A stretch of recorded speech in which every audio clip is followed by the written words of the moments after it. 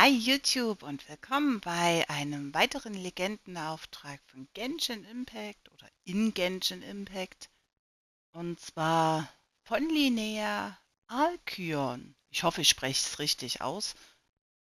Ja, ich habe mir mal wieder doch zu viel Zeit gelassen. Ich wollte es recht zeitnah machen, aber ja, man kennt mich. Ich mache es kurz vor knapp, wobei 9 Tage noch recht stimmig sind. Huch, nee, das würde eigentlich gucken, aber hier steht auch nicht, dass da irgendwie jetzt mehr Tage verwendet werden. Also wir können das in einem Rutsch durchspielen, nicht so wie bei Durin. Und damit, sowas muss ich mir echt angewöhnen, zuerst durchzugucken. Aber es geht los und wie immer, ja, wünsche ich euch viel Spaß beim Legendenauftrag und ich schalte mich wieder stumm, so dass ihr einfach die Story genießen könnt. Und damit viel Spaß!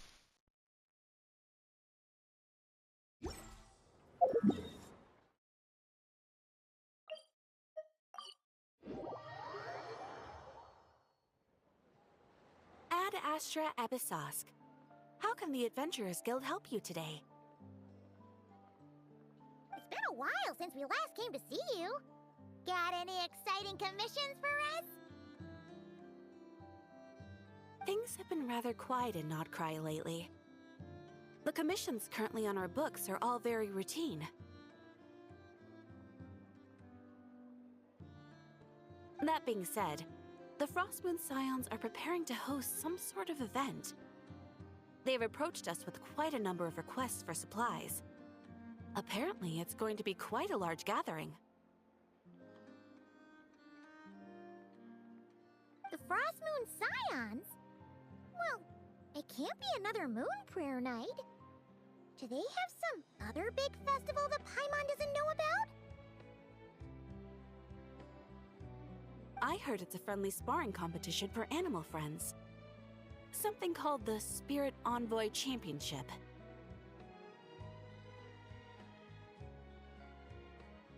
That's right. The Frostmoon Scions have always advocated coexistence with nature, encouraging their followers to build positive relationships with the beasts of the wild. At the same time, to ensure their animal friends build the strength to withstand hardship and disasters, they put select animals with whom they share a special bond through a unique sort of training.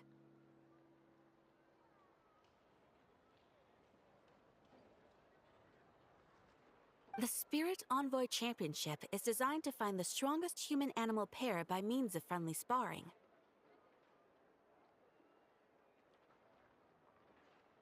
In previous years, the competition was restricted to the Frostmoon Scions only.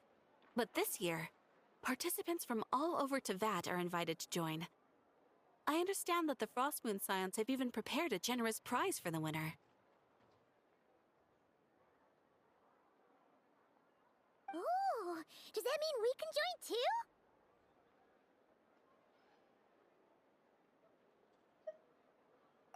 What? You want Paimon to fight?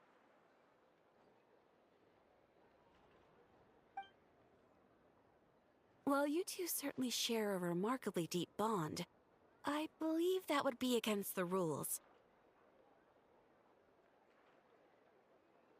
Apparently, in a previous competition, someone entered an extremely rare and powerful partner. After this, the rules were clarified to state that only common animal species and their variants can compete.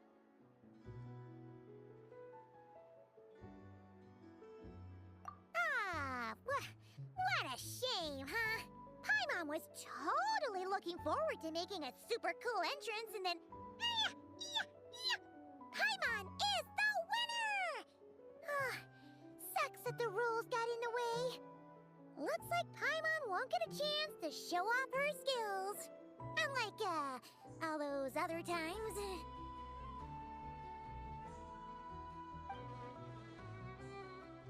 Anyway, who else do we know who might want to take part?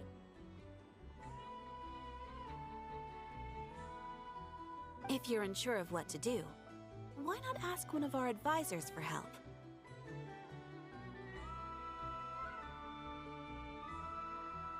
Advisors? Since when does the Adventurers Guild have advisors? The guild has always had a team of advisors on hand to assist our fledgling adventurers. Of course, few of them would be qualified to assist such world-renowned adventurers as yourselves. But as luck would have it, one of our top advisors has recently returned to Notcry from a trip away. Her expertise is varied and broad, and she often gives lectures at Speranza. If you have any questions, you could try asking her for help.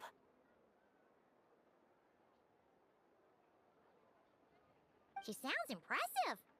But you're right, Catherine. It would take a lot to teach us something new. Let's go put this mystery adventure advisor to the test.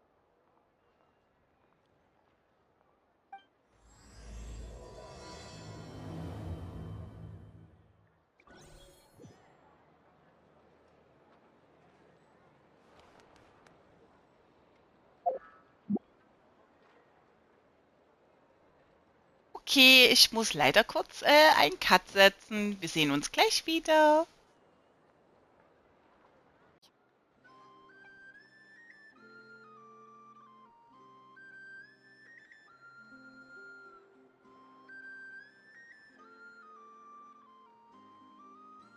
If you found yourself getting hungry in the wild, what are some things you could eat?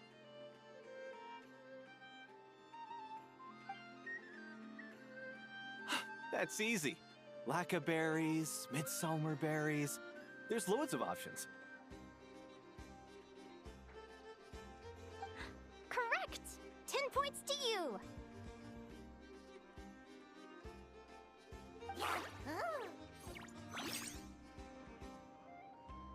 That must be who Catherine was talking about. She looks pretty young for an advisor, though. How knowledgeable can she really be?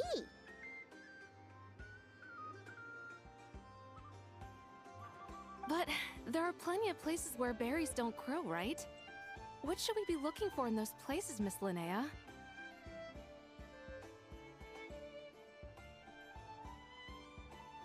Good question. I'm glad you asked. That's exactly what I wanted to talk about next. Does everyone recognize this mushroom?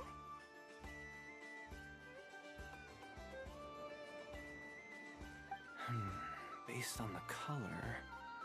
This is an edible one, right? Doesn't look poisonous to me. Wrong answer. This here is a brown-capped mushroom. It looks harmless enough, but eating it will give you hallucinations.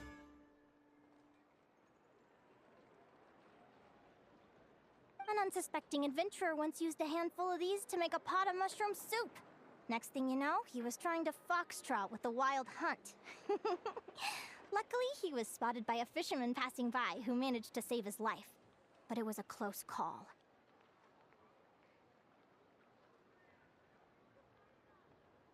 That sounds so dangerous.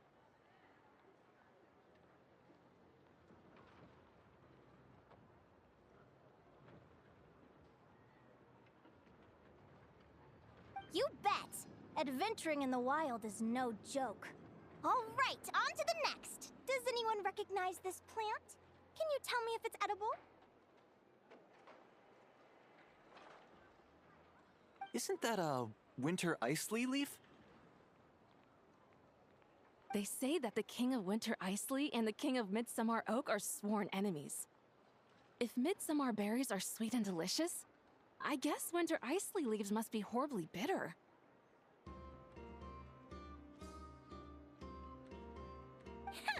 Paimon knows the answer to this one. Winter isley leaves might not taste good in food, but you can brew a nice tea with them.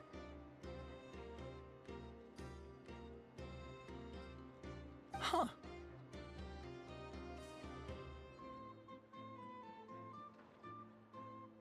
At the flagship. Once when Paimon was eating some yummy food there, Dimyon mentioned that one of the drinks in their roulette special has winter isley in it.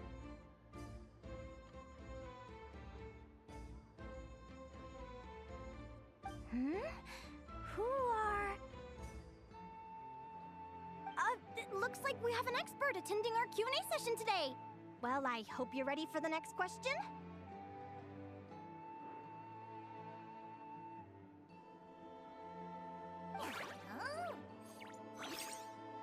Bring it on!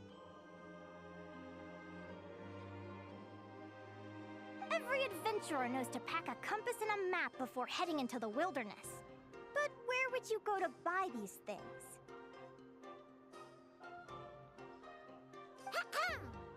Listen up, everyone! The answer is...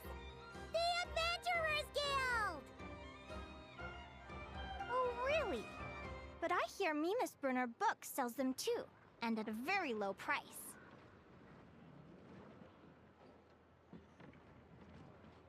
Ha! Paimon's done her research! The boss of that place tries to pass off cheap knockoffs as the real deal! Don't be fooled! Well said. But even with a high-quality map and compass, the wild can still be a dangerous place. What should you do if you're being chased by a monster you can't fight off?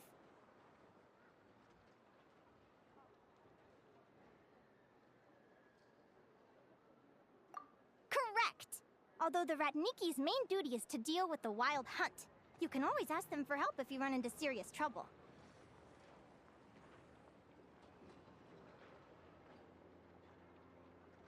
While we're on the subject, some adventurers have found they can use the territorial nature of radiant beasts to their advantage. Lure a monster into their territory, and they will fight each other instead of you. I wouldn't recommend doing this, though, as you may instead find yourself fighting 2 enemies instead of 1.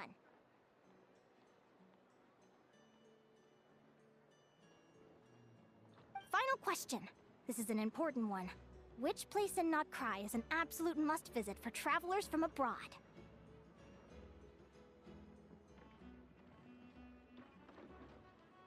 Oh, that's a tough choice.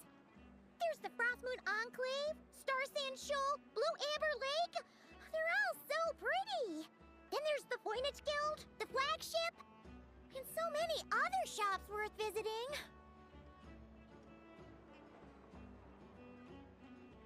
In truth, there's no right answer to this question.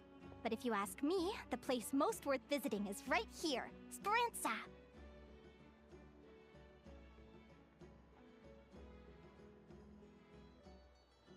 Why?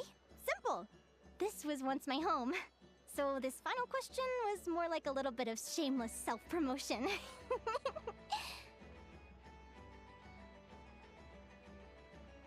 You can get delicious Notcry hot dogs and Lackaberry Madams. And if you're not too hungry, just order a slice of midsummer tort. And listen to the entertaining rumors the children like to tell.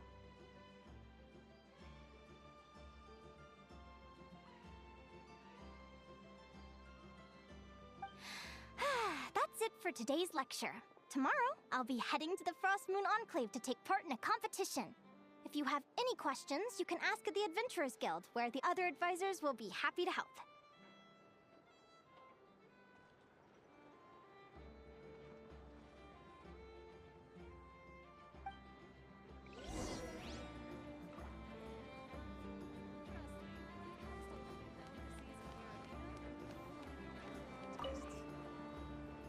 I haven't met many adventurers who can keep up with me. Consider me impressed.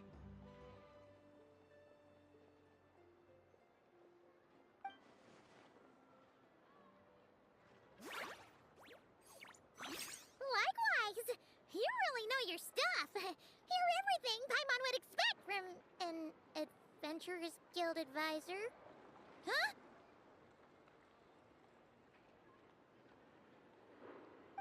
What's the deal? Don't get so close! Traveler, there's something wrong with her!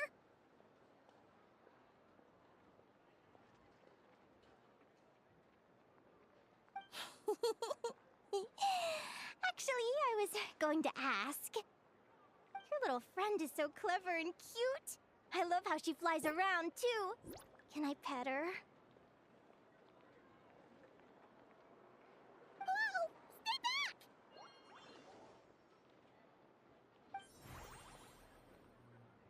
Don't be afraid. I'm not gonna hurt you. Come on, come here.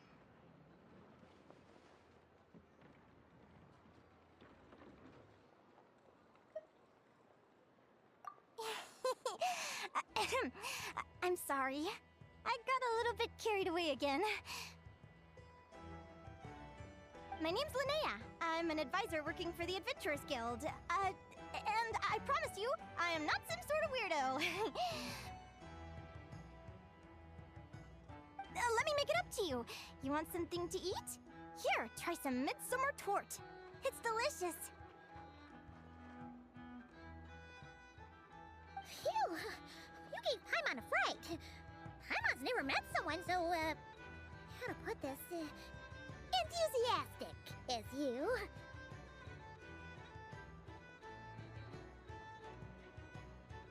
I was fighting to keep a lid on my curiosity during class, but then I just lost control.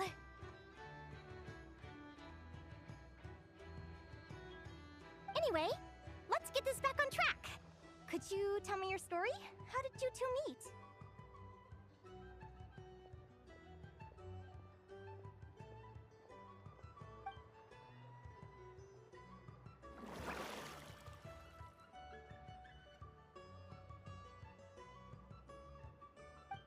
What?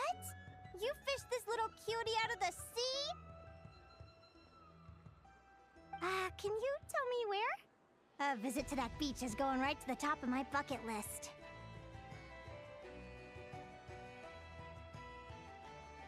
You'd be wasting your time. Paimon is one of a kind. You could sit on that beach for 100 years, but you'd still come away empty-handed.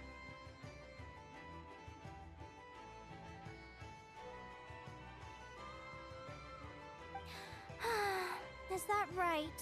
What a pity.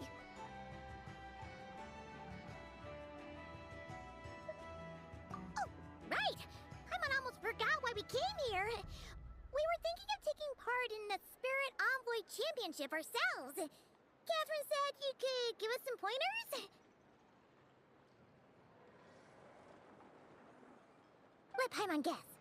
Is that your partner there?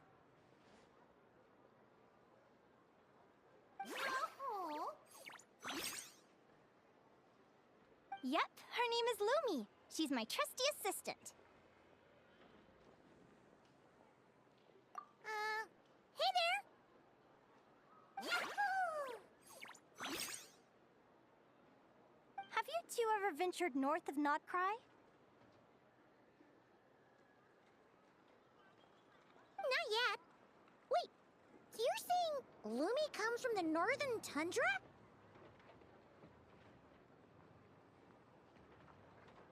Pretty much. There are 6 types of fae commonly found in the tundra. Lumi here is a Jack Frost. That's one of them. Jack Frost? Interesting name choice. She doesn't exactly look very frosty.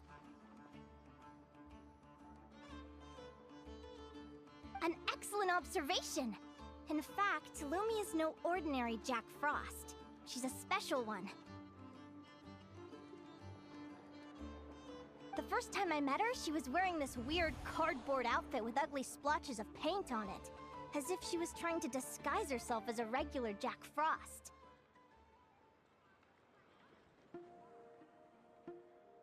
I stayed and watched her for a while, and I discovered that some other mean Jack Frosts were ganging up and bullying her because she looked different.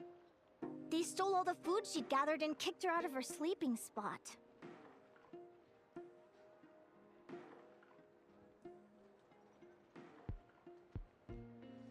Lumi couldn't fight them. She had nowhere else to go, so she found an old cardboard box, painted it blue, and put it over her head, hoping to blend in with the group.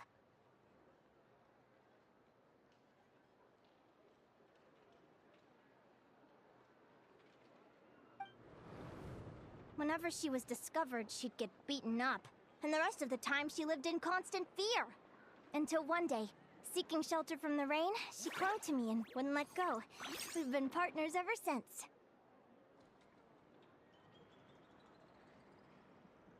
What a story!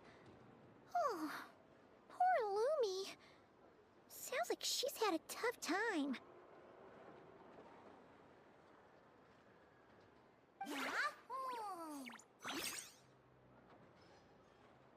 As for why Lumi is so different from other Jack Frosts, I'm still looking into that. I'm thinking it's either a mutation or an atavism. Or maybe some sort of curse?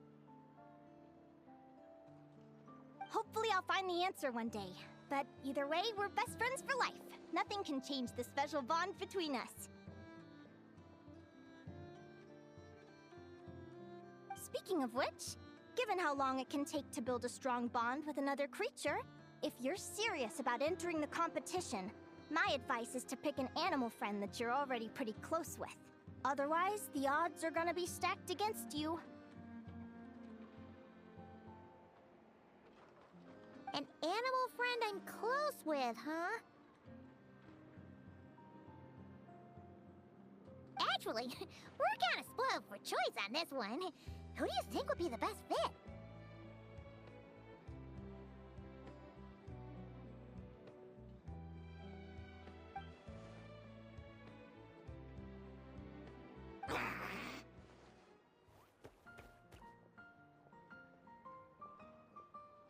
Huh? Aguara? What are you doing here?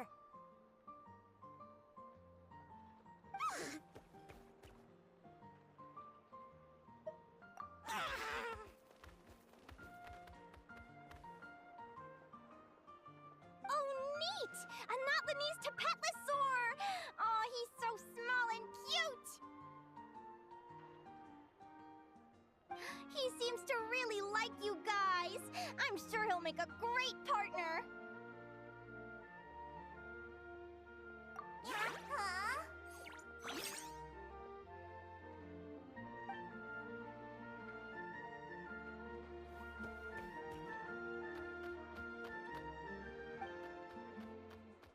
Aw, Look at them! Fast friends! Play nice, you two! they both seem pretty sociable. No wonder they get along so well. Well then, there's no time to lose. Let's go get you signed up.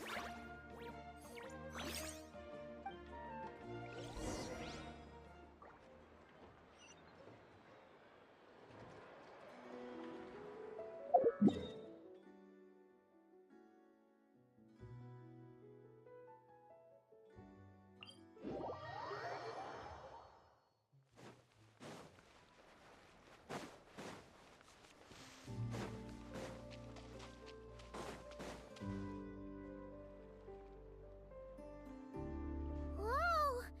Paimon wasn't expecting this many people.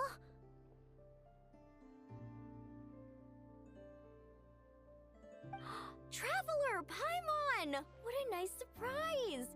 I didn't think I'd run into you here.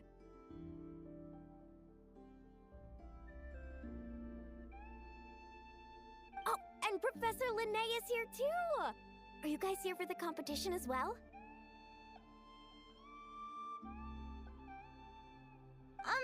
Yep. Feels like we haven't seen you in ages, Moalani. So, how do you know Linnea, anyway? Through her work with the Adventurers Guild. She was in Natland not long ago. She knows so much that we took to calling her Professor. Speaking of which, you never answered my question.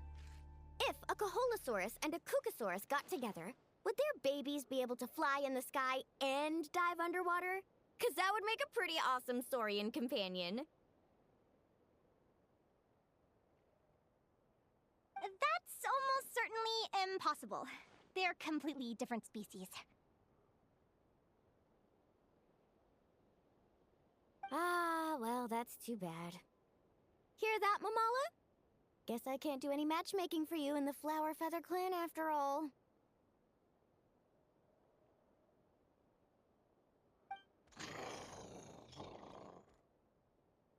So, you have a thing for Kookasaurs? Oh! I was wondering what all the commotion was. Looks like this is where it's at. Ito, what the heck? Either Paimon's seeing things or you're not here for the competition too, are you? Why else would I be here? Cost me an arm and a leg to get a boat all the way to this Crawdnigh place. It's not cry. Hey there, I'm Mililani. Are you a friend of the Traveler and Paimon Stew? I sure am. Nice to meet ya. The name's Arataki Beetle Gladiator Ito, head honcho of the world-famous Arataki gang of Inazuma.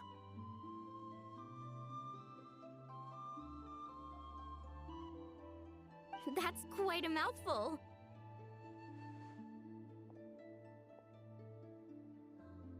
Wait, did he say Arataki gang? Why does that sound so familiar? Just call him Arataki Ito. This guy's a bona fide buffoon. Hey, who you calling a buffoon, you flying lavender melon?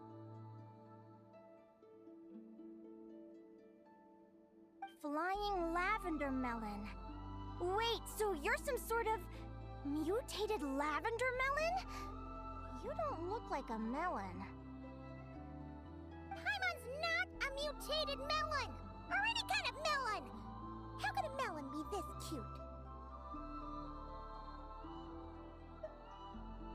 Yeah, about that. Well, unfortunately, the gang only had the funds to send their main man this time, but don't sweat it. Once I snag that championship title, I'll use the prize money to bring Shinobu and the boys over to join the party.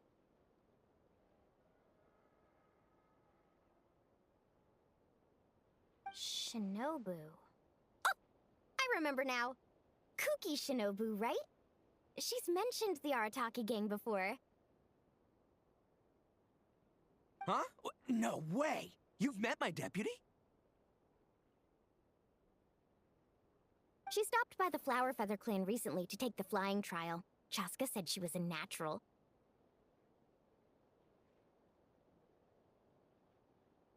Hold on. If she's that good and she's only the deputy, you must be way stronger than I imagined. Look sharp, Mamala. We're in for a tough competition. That's right! Bring it on! I'm looking forward to seeing who I'll be facing in the finals.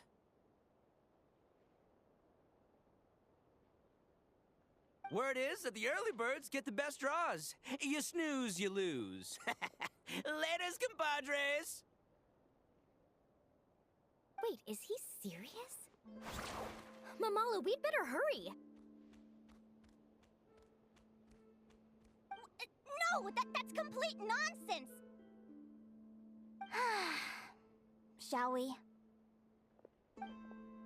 Hey, Traveler, have you noticed? There's loads of other people we know here, too. Why don't we go say hi before we register?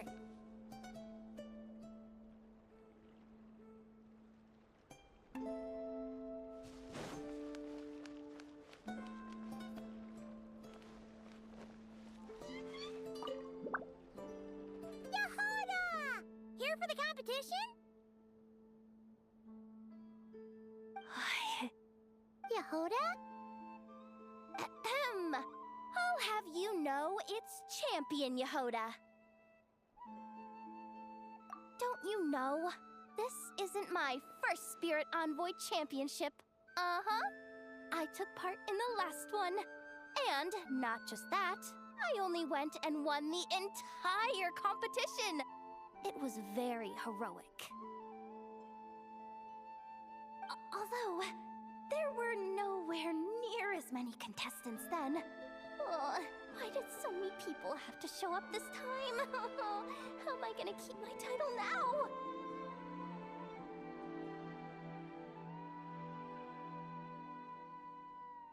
Whoa!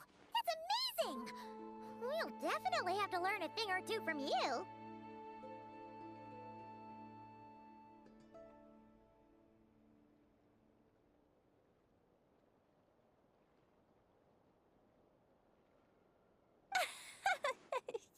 Yeah.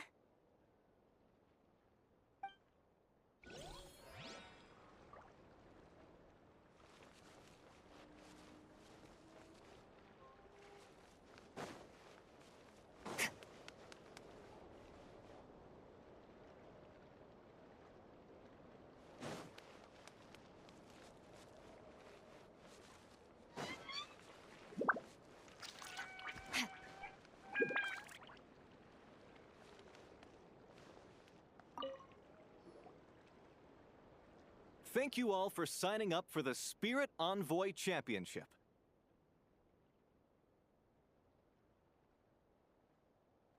Due to the high number of participants, a preliminary qualifying round will be held to determine which 16 contestants will progress to the competition itself. Prior to the semifinals, all matchups will be determined by drawing lots. Please also note that there are 2 arenas, which will be randomly assigned after the draw. Do you have any questions? Where do we go to draw lots? Right here. After registration closes tomorrow, make your way here to draw lots for the qualifiers. I wish you all the best of luck in the competition.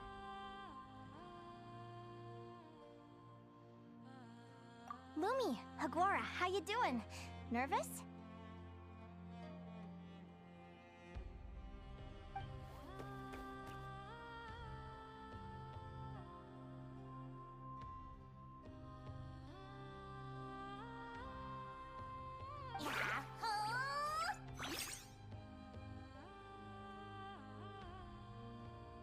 Great, that's the spirit!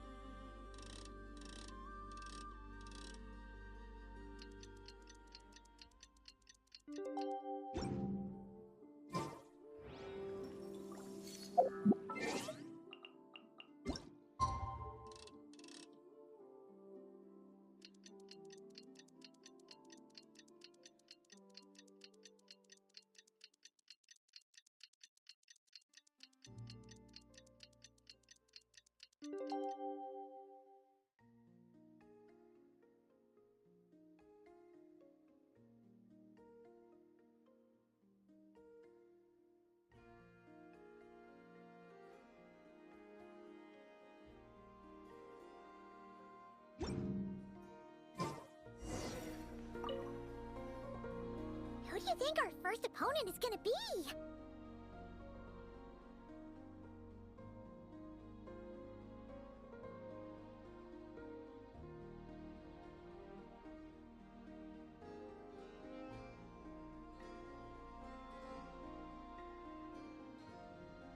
Oh, I'm in hopes they aren't too strong.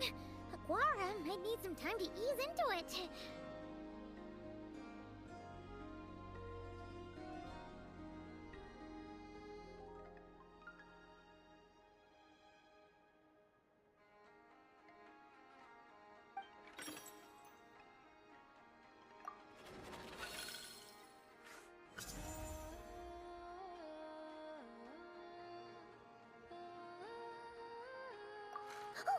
The results of the draw are out. Oh, let's take a look. Your opponent is... Arataki numero uno Ito? Ah! We literally just managed to get rid of him, and now you have to face him in the arena?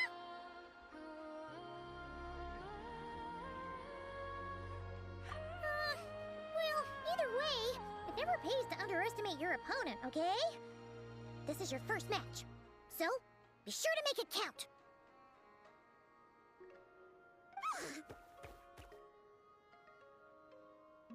I see you've been assigned to Arena 1. I'm in Arena 2. Guess I'll see you after the match. Good luck! Don't fall at the first hurdle now.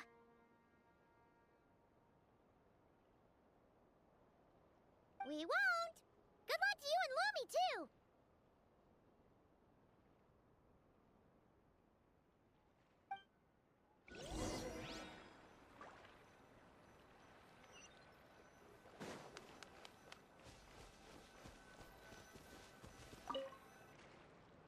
Welcome, spectators! I'm your host, Jaswava. The qualifiers are about to begin. I trust everyone has found their groupings.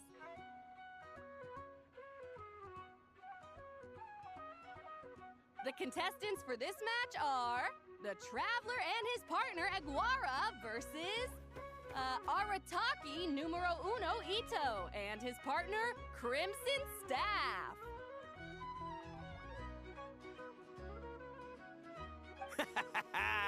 Well, this has come sooner than expected. I was hoping to face you further into the competition.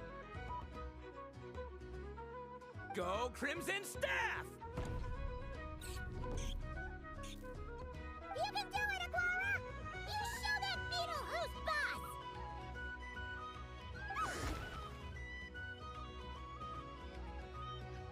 Great energy from both contestants.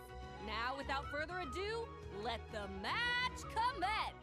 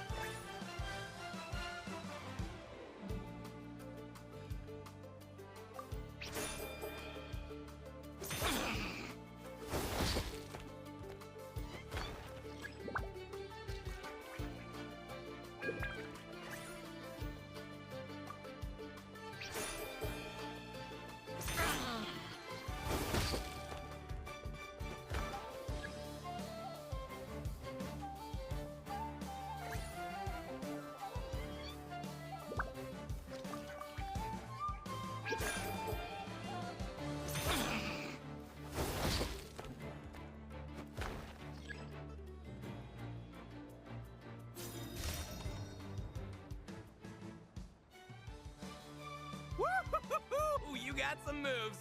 I'll give you that. But it's gonna take more than that to defeat the Ito. It's time to unleash our show-stopping killer combo move. Ushi, Crimson Staff! Yeah, Crimson Staff.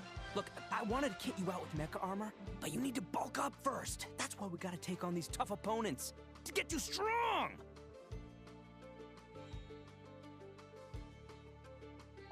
Ushi, you and me have crushed countless foes in our time. Now, with the three of us together, ain't no one gonna stand in our way. Finish them!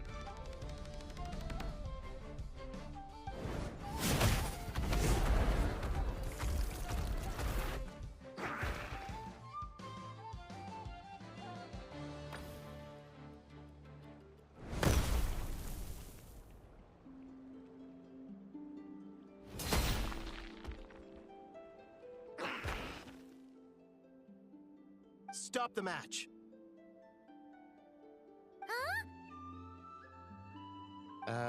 The bull. Ushi, was it? Yeah. Is there a problem? Arataki Ito is disqualified for fielding an additional animal companion. The Traveler and Aguara are the winners. Huh?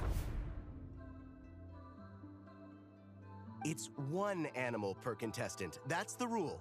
Let this be a warning to everyone.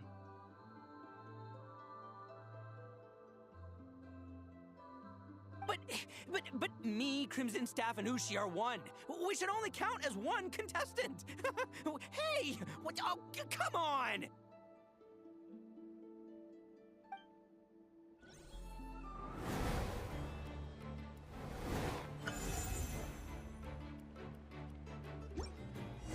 Sheesh, that was a close call. But you made it through the how Linnea's doing. Let's head over and take a look.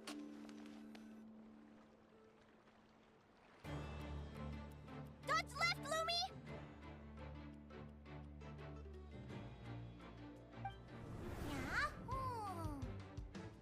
How did you know I was gonna... Now counterattack! Pummel it!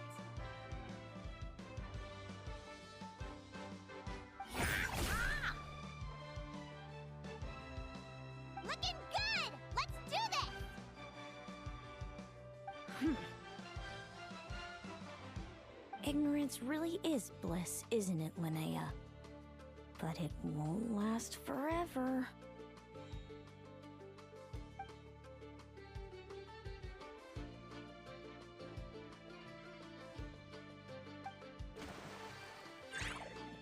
And it's all over. We have a winner. Congratulations to Linnea and Lumi. You're through to the next round. I can't believe it. My Iku torso. Good job, Lumi! Oh. Traveler, Paimon, how did your match go? We won too! Thanks, that means a lot. Yeah, I think we performed pretty well out there. Not just Lumi, I was really in the zone today.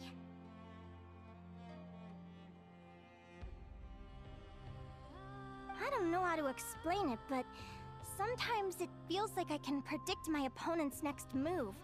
I know exactly what to do before I've even had the time to think.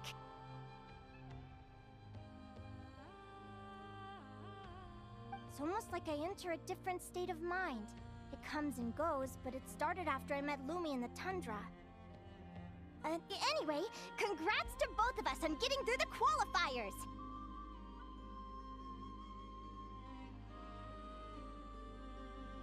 Come on, let's head to Speranza, my treat!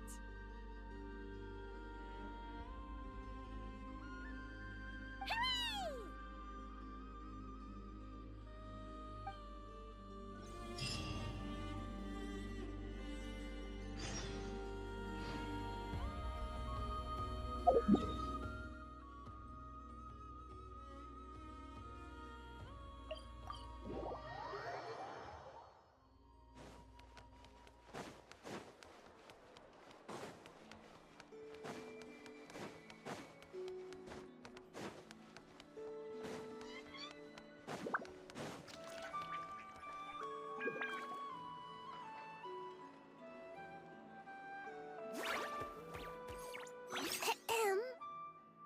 May I take your order?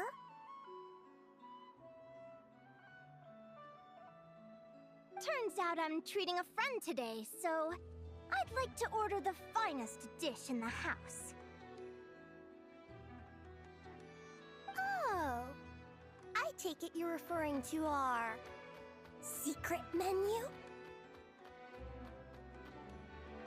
That's right. Tell the chef to sharpen his knife. I'm expecting surgical precision. Is that a reference to something? Yeah. The Hidden Hero. It's a novel my best friend Helka sent from Liyue. There's the chef, and he fights the bad guys with a kitchen knife. It's really cool.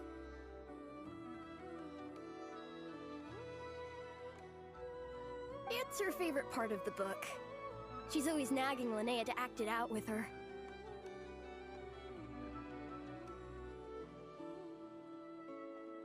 Psst! Linnea! Do you think Chef Yerva could be a hero in disguise too? He does chop vegetables super fast. Oh, I think it's definitely possible.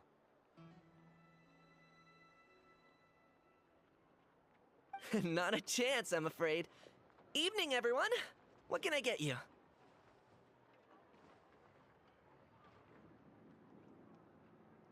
Why don't you choose for us? I'm treating a friend today. We're celebrating our success in the qualifiers. Sure thing. I'll rustle up a few of my specialties then. Won't be long.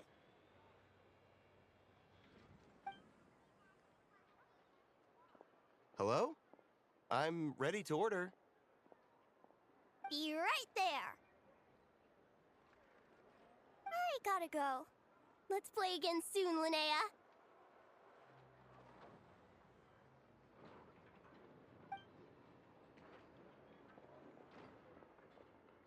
You seem to get along really well with everyone here. Oh, that's right! Didn't you say that this used to be your home?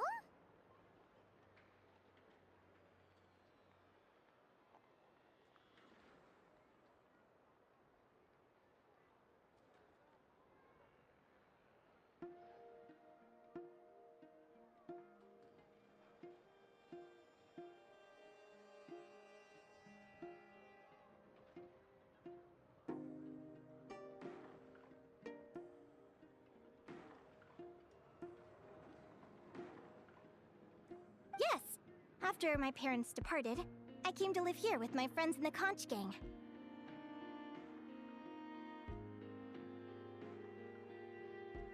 I didn't mean like that. They're still alive and well. They just don't live around here anymore. Come to think of it, I haven't told you my story yet. I guess you'll have noticed the wings on my head by now. They're proof that I'm not human. Yeah! Paimon noticed those! Are you comfortable telling us some more?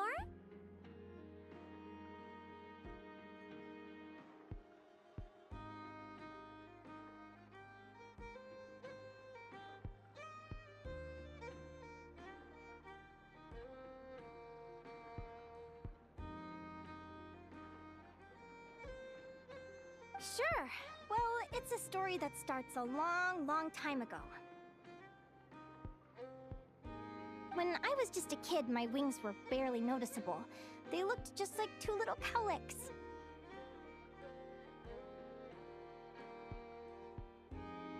No one suspected there was anything unusual about me at first. Not even Mom and Dad. They were too busy to notice. But I always had this strange feeling I couldn't explain. Like I knew that all these little ways I was different from my friends couldn't just be a coincidence. Then, I was a little bit older, I read this story in a book of folktales. It was about changelings. Changelings? What are those? The story goes that some of the Snowland Fae will secretly switch their own child with a human baby, leaving their offspring to be raised by humans, while taking the human child for themselves.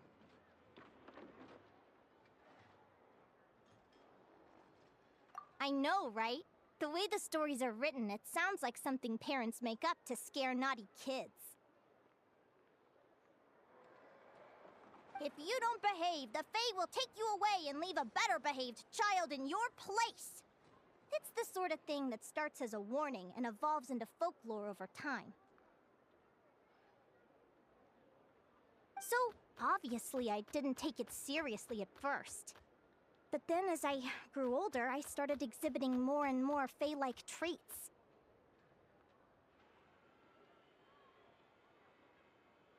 I mean, just look at the crystals on my skin. No humans have those. It's a dead giveaway.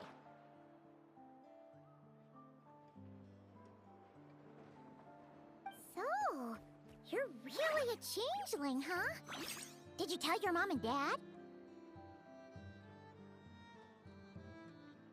Bear with me, I'm getting to that.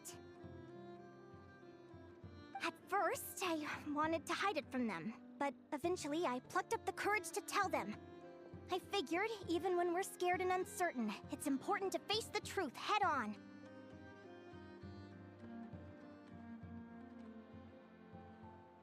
They were stunned, of course. It took them a while to accept it, but after the truth had sunk in, Dad sat me down and told me they'd decided to head north and look for their child that was taken.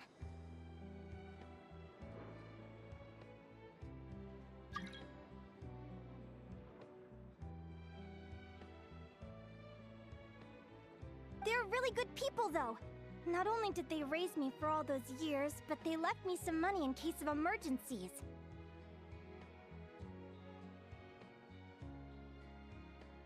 After that, I grew up with my friends in the conch gang. All of these kids are from broken homes, but everyone supports each other, and they still live life to the fullest.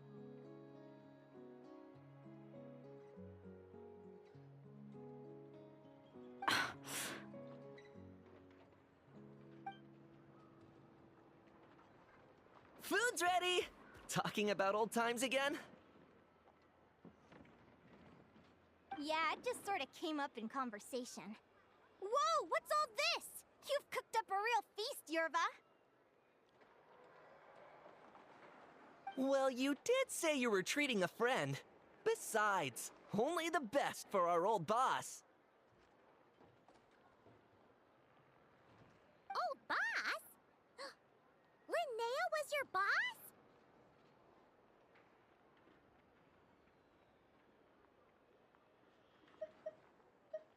Hey, what kind of a reaction is that? Linnea's been a fountain of knowledge ever since she was a kid. She always speaks with such authority. Everyone admired her so much that we picked her to be our boss. But the conch gang's only for children. Once you grow up, you have to leave, so now she's the old boss.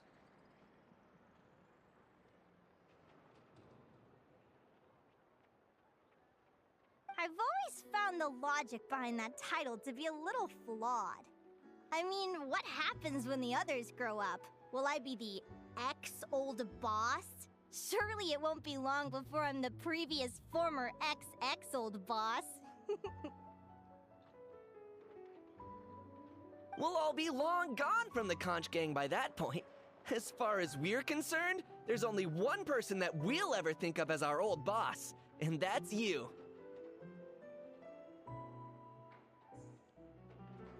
Oh, that's really touching.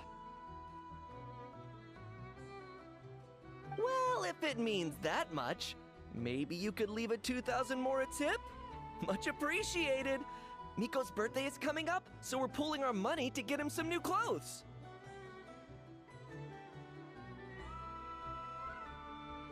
Sure thing.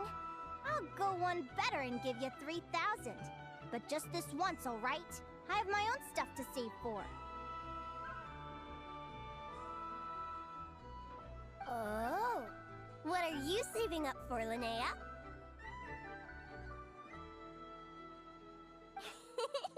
I have big plans. I want to buy a huge ship for scientific research, then take my friends on a voyage of discovery to explore all the mysteries of the world. I want to sail to all the other nations, hear the heartbeat of the jungle, the whispers of the wind, the echoes of the mountains. And one day, when I'm too old for all that, I'll combine everything I've learned into a great illustrated atlas of nature.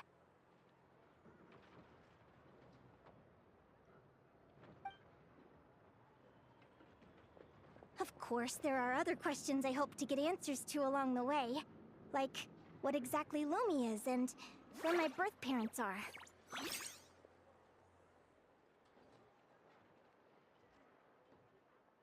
Well, when I was much younger, I used to hear these strange lullabies as I was drifting off to sleep. Go, child of the Fae. Make your way to the villages and towns and seek kinship with the humans.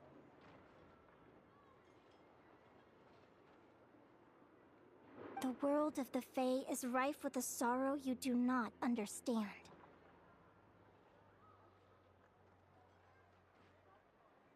They were sung in the tongue of the Fae by kind, warm voices. I can't explain why, but somehow I knew that they didn't want me chasing after my origins.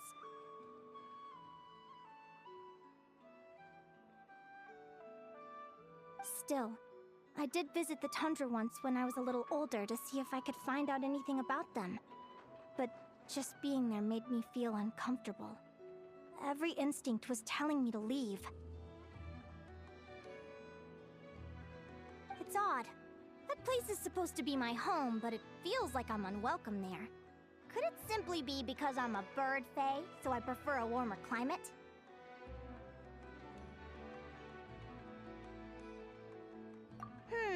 Something tells me there's gotta be more to it than that.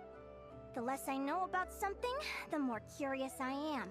One day, I'm gonna get to the bottom of it. But enough about that. We're supposed to be celebrating our victories! Cheers! Cheers! Paimon can't wait to dig in!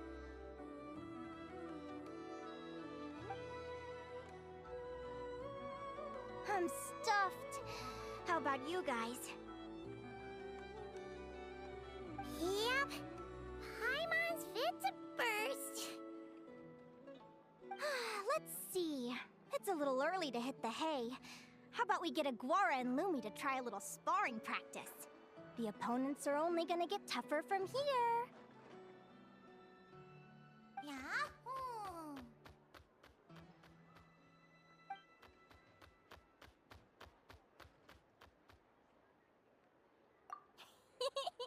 Then what are we waiting for? Let's go!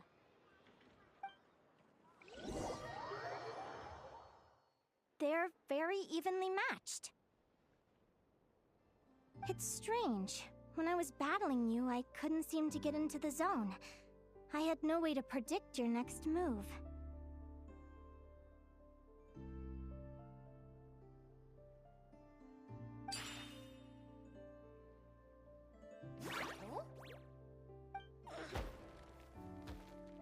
Hey, I'm curious. Why does Aguara have a ribbon tied around his tail? And how did you two meet, anyway?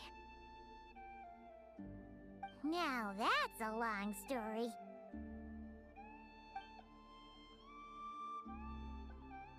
What an incredible adventure! Someday, I want to go on an adventure of my own. Show Lumi every corner of the world. There's gotta be countless stories out there waiting to be told.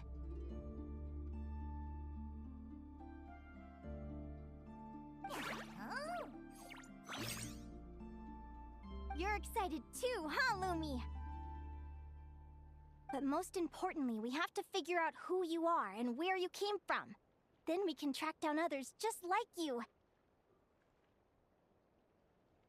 Maybe then you won't feel lonely anymore. It's about time we all got some rest. Good training session, everyone.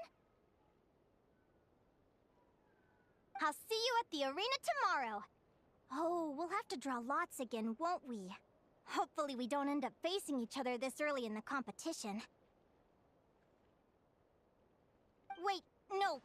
Forget I said it! I should go before I jinx it. Lumi!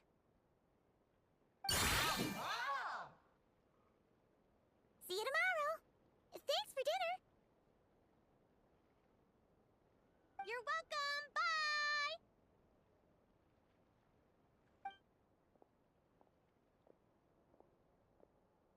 Phew.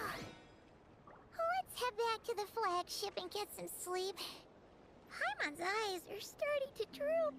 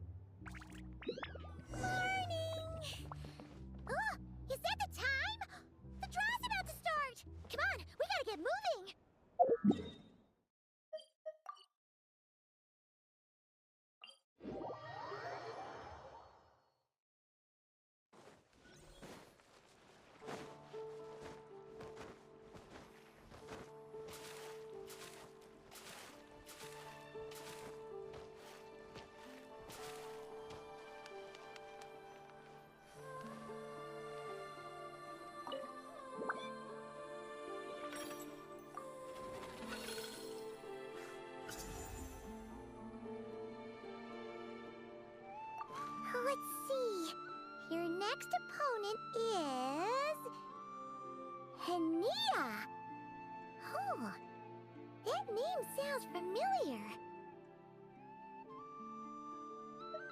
Oh, yeah! Paimon remembers now. She's been looking after our fungi friends this whole time. Who do you think she's gonna partner up with for the competition? Come on, let's go say hello.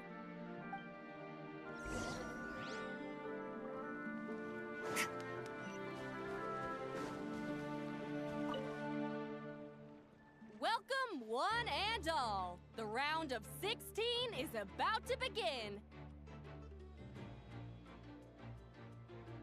Our contestants for this match are the Traveler and his partner, Aguara, versus Hania and her partner, Fluffy the Flower King. Hey, Golden Comet and Silver Companion. Good to see you again. This'll be our first proper rematch since the Neela Paula Cup. I brought my old Sumpter Beast with me this time. Looks like you're partnering with a new companion too. Let's see who wins this time around.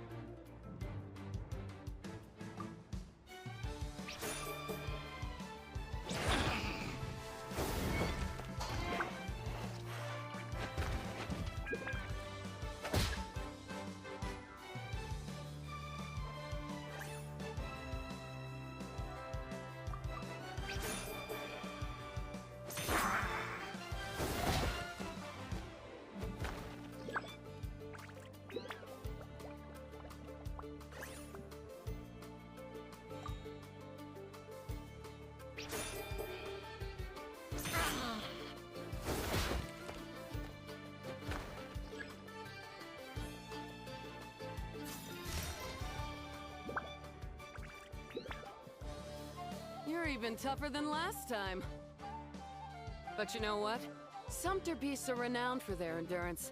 It's their refusal to give up that allows them to traverse huge rainforests and deserts, one step at a time. And when they charge full speed, they kick up enough dust to blot out the sky. Send 'em flying, Fluffy the Flower King!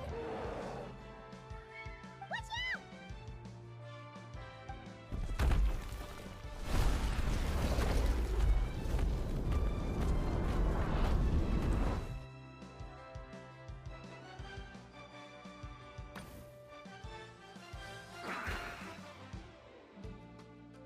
What?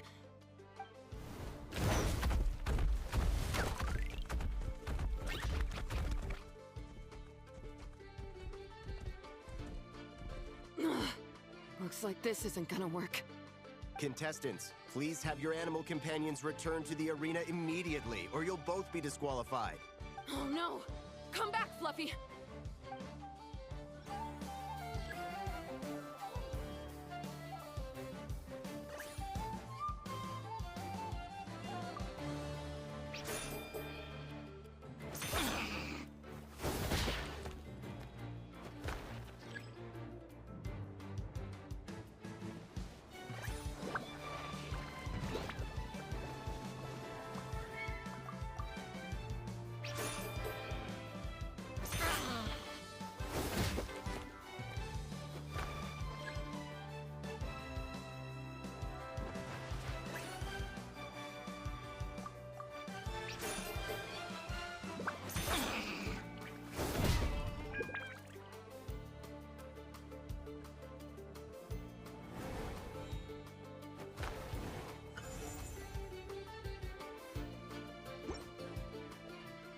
The Traveler and Aguara are the winners!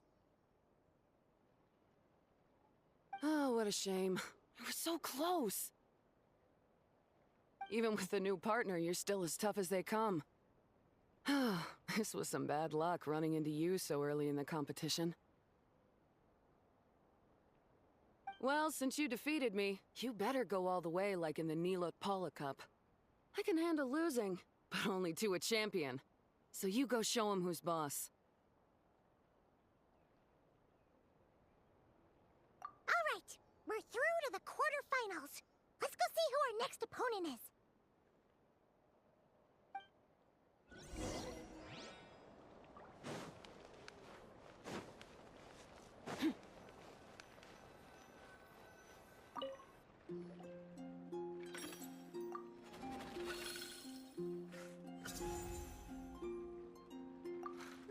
Take a look. Next up is... Mualani? Oh, so we have to fight that big holosaur next? Oh, Aguara, we're counting on you!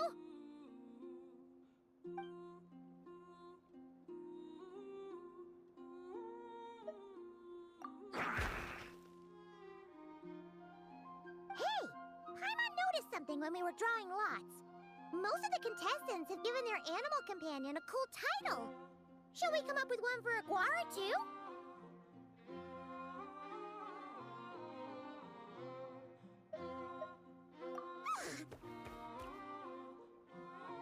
Well, Aguara seems to like it. Awesome!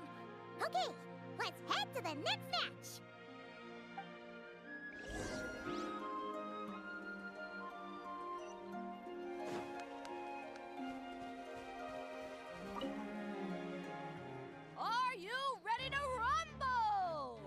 Ladies and gentlemen, it's time for the quarterfinals!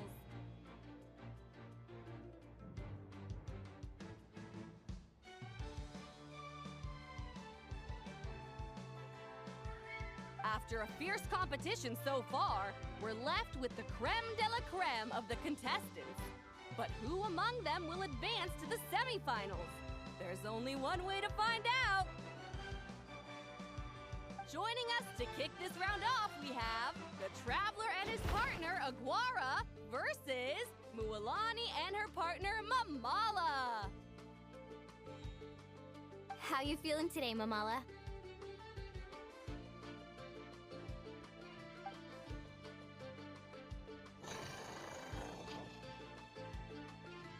That's the spirit!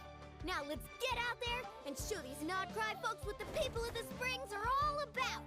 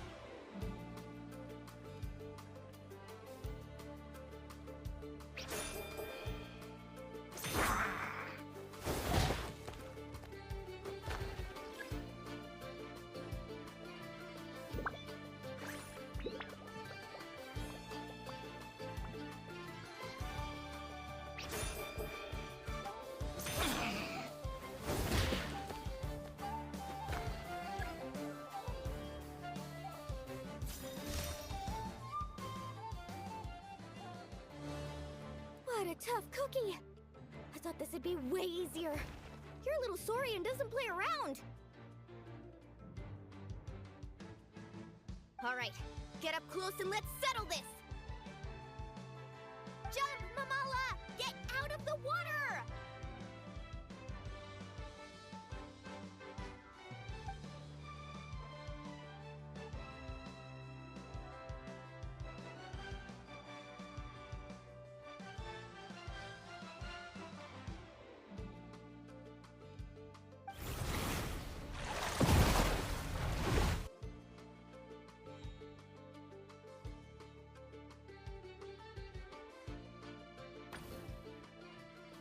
Watch out!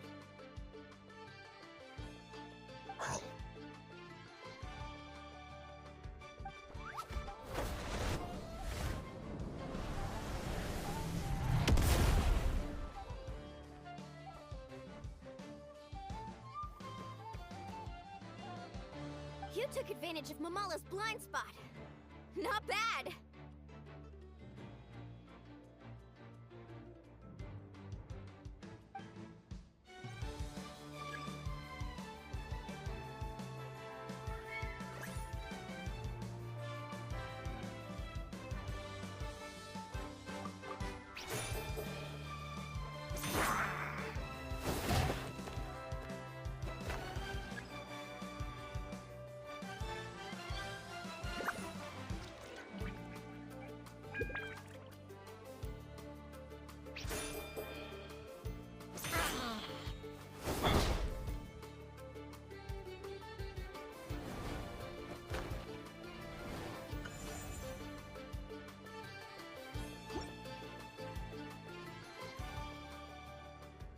Mamala has lost the strength to fight on.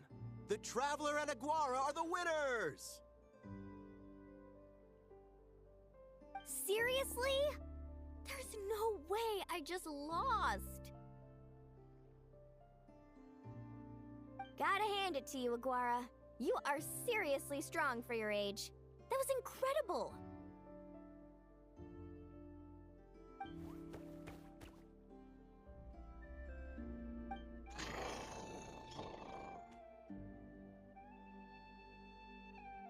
Hey, you're strong too, Mamala. That one was on me. I made too many bad calls. I'm sorry. Keep it up, Aguara. I want to see you take down even more opponents. You were the best little Saurian out there today.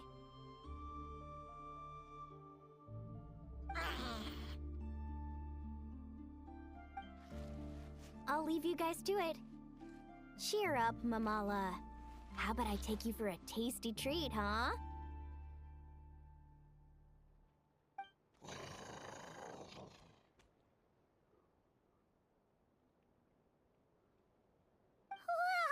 That was a nail-biting match! Paimon's heart's still racing!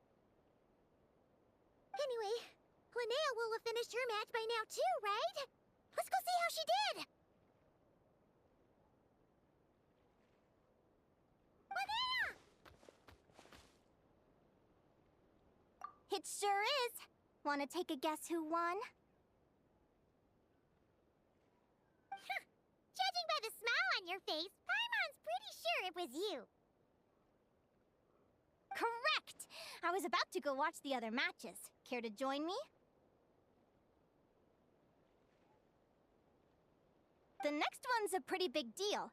Someone called Seleno versus the reigning champion, Yehoda. Ooh, we had to watch that. Yehoda's a friend of ours, so we should be there to cheer her on. Perfect. Well, stick around. It should be starting soon.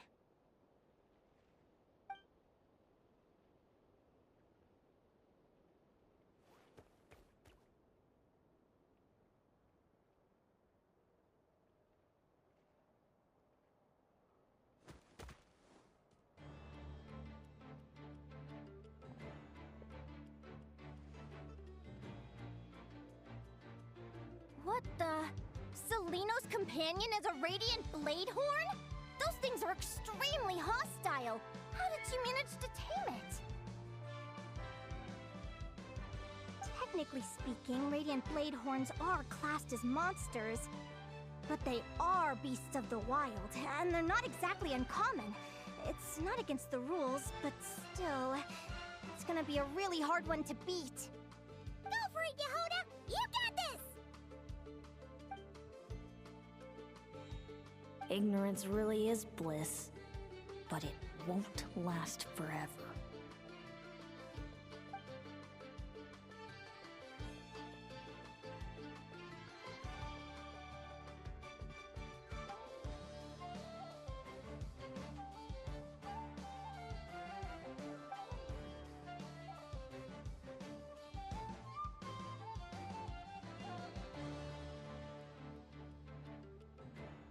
Do you think speed alone will stop me from catching you?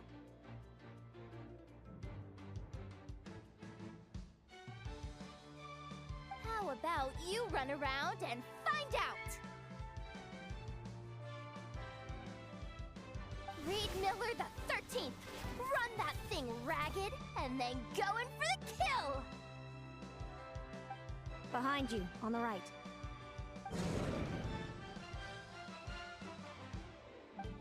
Reed! Her reaction time is incredible. It's almost as if... she can read her opponent's mind.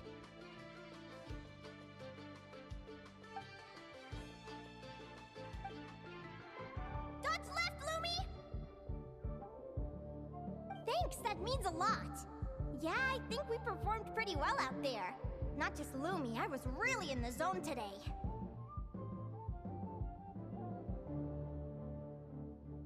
I don't know how to explain it, but sometimes it feels like I can predict my opponent's next move. I know exactly what to do before I've even had the time to think.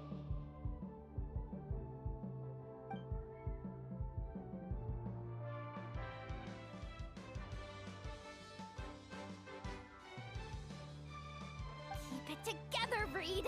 Jump! He's trying to jump on your back, Hemus. Don't give him the chance. Use your wind blades to slow him down. He's too powerful! You've gotta go for a knockout blow! Charge your lightning, Reed! Then blast him with all you've got! Deflect it back, Hemus.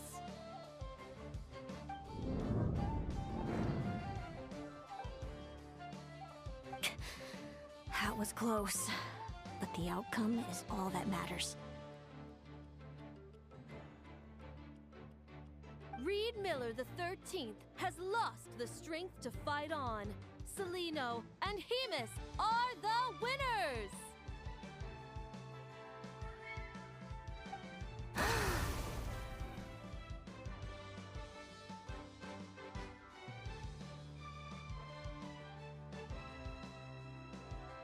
Those wings!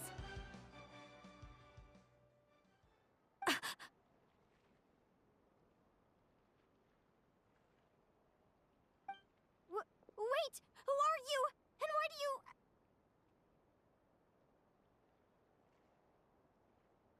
why do you have the same...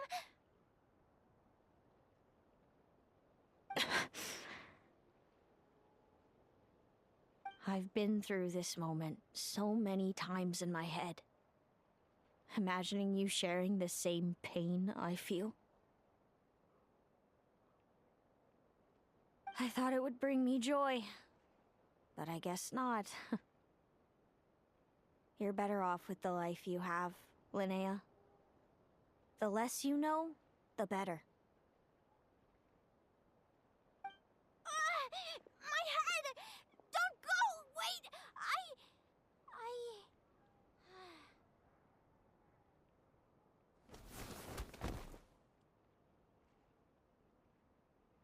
Linnea! Oh, what happened? Why did Linnea faint?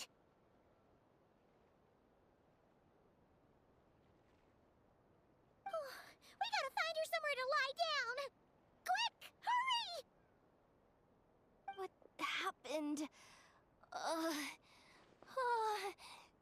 go get Lauma!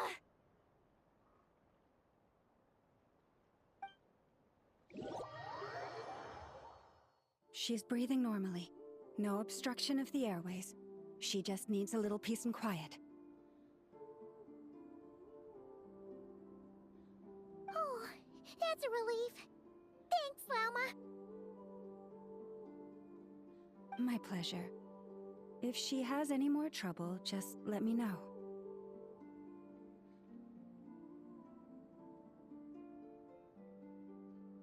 Will do.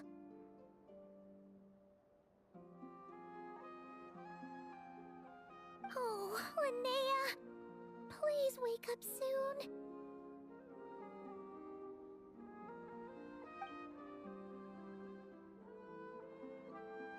Good morning.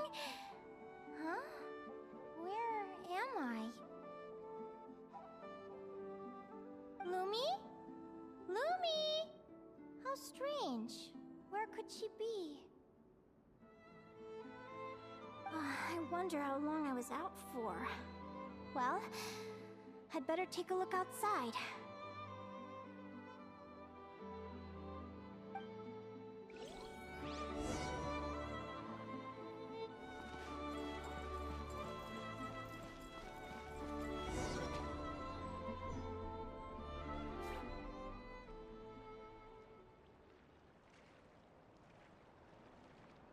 Lumi!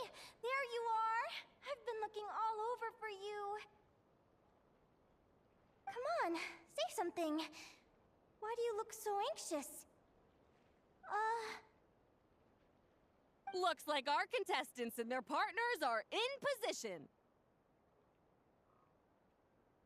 On the one side, we have Linnea and her partner Lumi, and on the other side, we have Celino and her partner Hamus. Buckle up, folks. The semifinals are about to begin.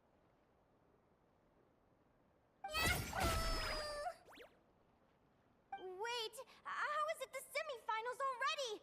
Also, how did I even get here? I don't remember a thing! Oh, I get it. I'm still dreaming. You can do it, old boss. Even if this is a dream, I can't let my supporters down. I'm gonna give this my all. We're up, Lumi. Let's show them what we've got.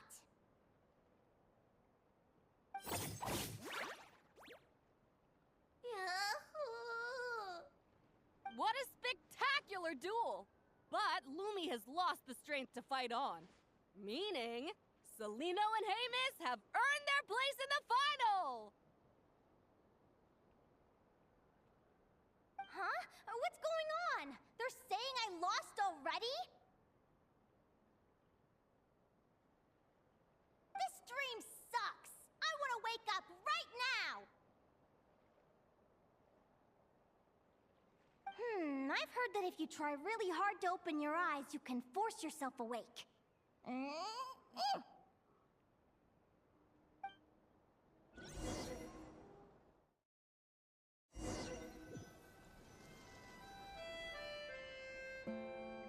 Did it work?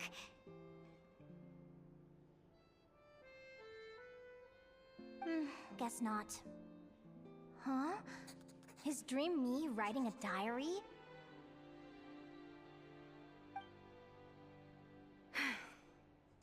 My Adventurers Guild salary alone will never be enough to finance a research vessel. It seems my only option is to take up adventuring full-time. A research vessel? Looks like Dream Me is working hard toward my goal. But the cost is just astronomical. It could take a whole lifetime to save up for.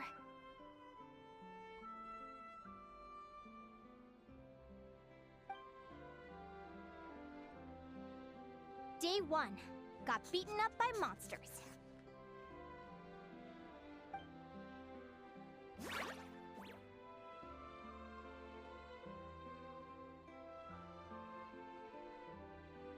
Day 5. Ran for my life with Lumi. Turns out I'm getting faster.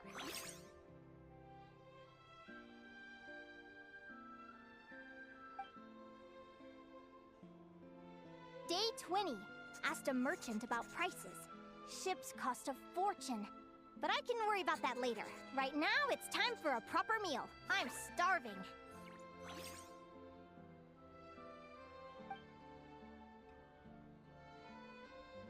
Day 72. Found a huge abandoned treasure chest. Finders keepers!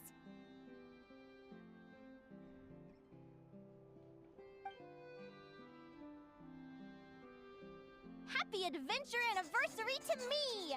1 year in! And still nowhere near rich enough to afford a ship.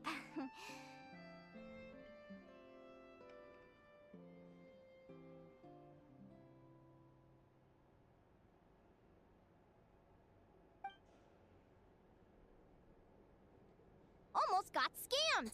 Note to self, secondhand ships aren't to be trusted. Good job I was wary and checked it over thoroughly before committing. You really do get what you pay for.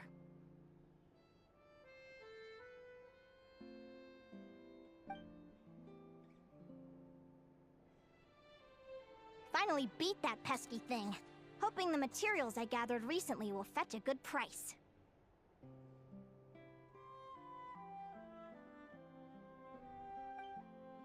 The diary ends here. Hold on. Is this... a deed for the purchase of a large ship? And I've signed it! Could it be?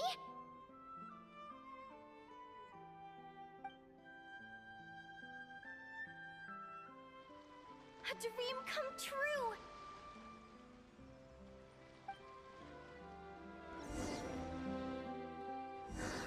The Golden Beagle! What a wonderful dream! The ship gently swaying as it carries me to a faraway land. Oh, what a feeling!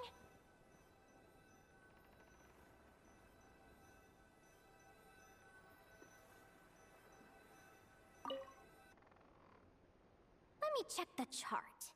Next stop, Guyan Stone Forest. That place is steeped in myths and stories. I've only ever seen it in picture books. From there, it's on to Dragonspine. Wow, a snow-capped mountain! I've always wanted to visit, but never dared to.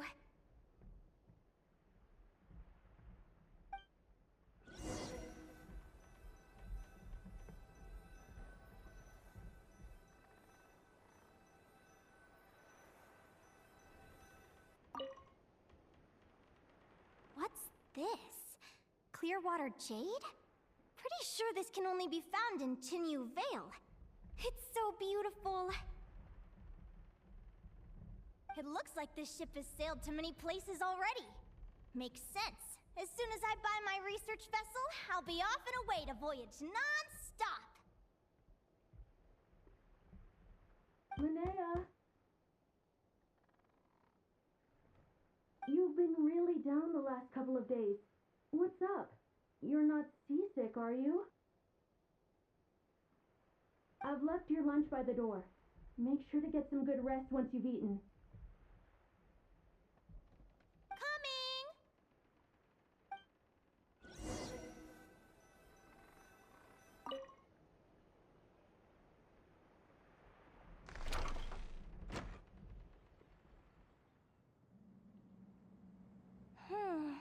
Where am I now? Ugh, I feel so sore and tired. Wait, but I thought I was dreaming. Why do I feel like this? Is this some sort of lucid dream? Whatever. I'd better take a look outside.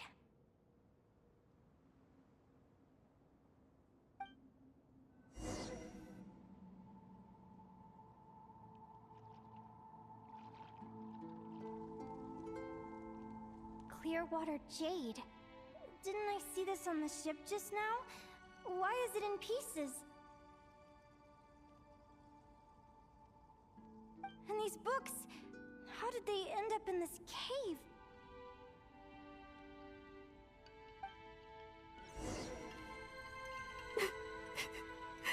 How could this happen?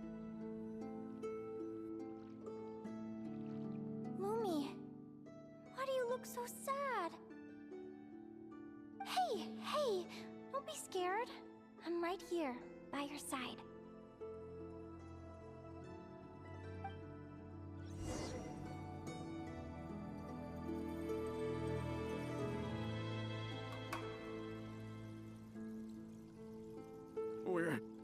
We're never getting back, are we? We're done for. It's all over. What happened? I thought I was on the ship.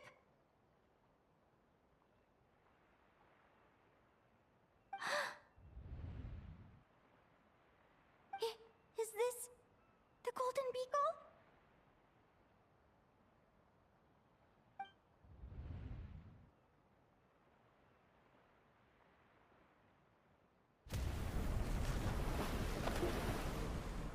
But why?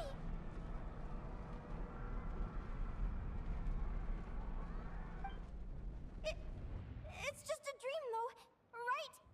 Come on, get a grip, Linnea. It's not real. None of this is real.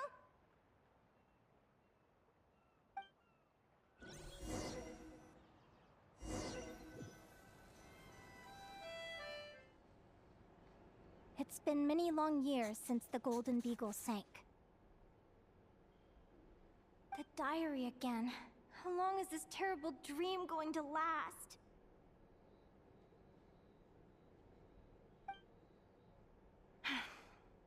I'd love to say I'm over it now, but the truth is it still gets me down sometimes. It's like there's a heavy stone that's blocking up my heart, constantly weighing me down.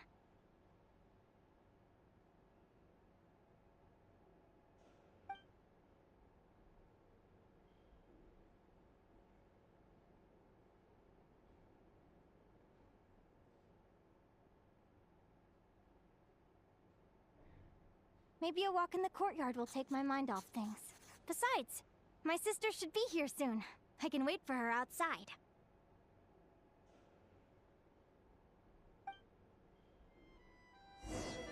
Sister? Who am I talking about? So many dreams, one after the other. My brain can barely process it all.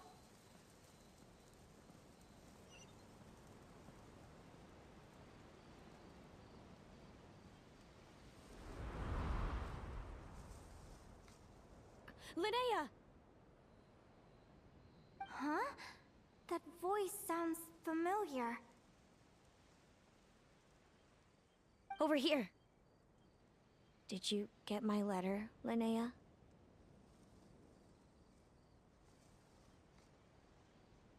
I'm so sorry to be the bearer of bad news. Come back to the tundra with me, so we can be with Mom and Dad one last time.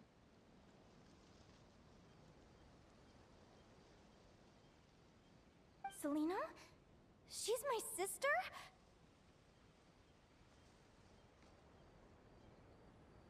Mom and Dad? One last time? This is the natural circle of life. We don't live that much longer than humans. This day was always going to come.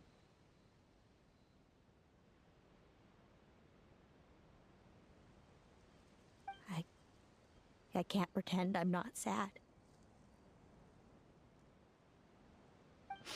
But at the same time, I wonder how an ordinary person would react to hearing this news. At the very least, they wouldn't have to endure this horrid feeling of having tears they're unable to shed. After all, we've already seen how all of this would unfold, long before it ever came to pass. Remember, when you passed out during that competition? You saw it all as you lay there, unconscious. At the time, you thought it was just a dream. What is she talking about? No. This can't be true. I understand how you feel. One moment you're gazing into the future from the past, the next, you're there, looking back at where it all began. When these two perspectives collide, how can the journey not feel like a dream?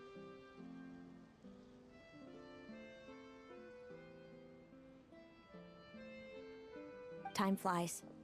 One day, we too will grow old. Is it even possible to live a life without regrets?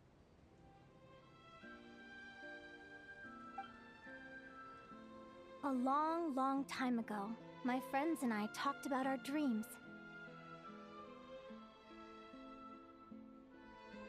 Mine was to buy a research vessel and explore the mysteries of the world. Then, when too old for a life of adventure, I'd combine everything I'd learned into an illustrated atlas of nature.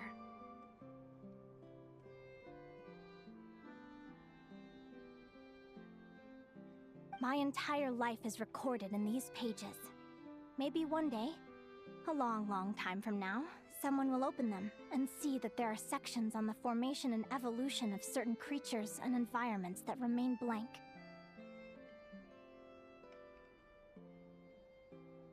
Whoever you are, I entrust the task of filling those blank pages to you. The end of my time grows near, and I can no longer travel very far.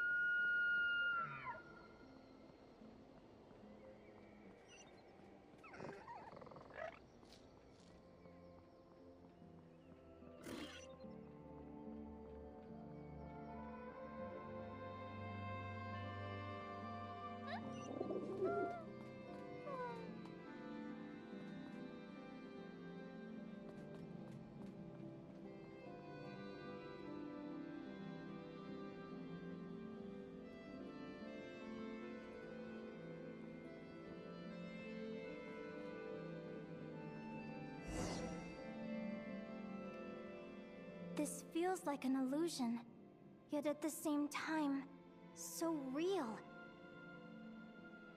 The end of life. So this is what death feels like. I still feel some faint sensations in my stiffening body, but I can't so much as move a finger. As the warmth flows out of me, I feel no pain. Just the emptiness that remains after everything else is slipped away. So it wasn't a dream, after all. It's all...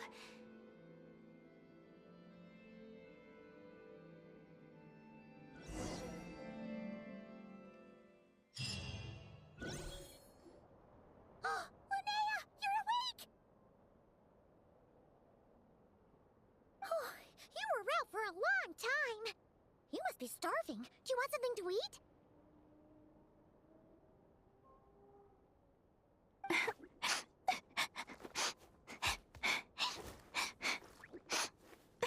Linnea, why are you crying?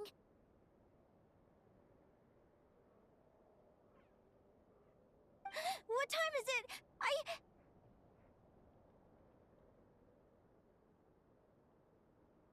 It's evening. And it's the day after the quarterfinals.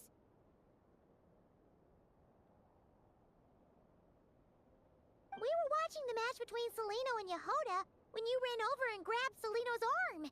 Then, you just passed out. Do you have any recollection?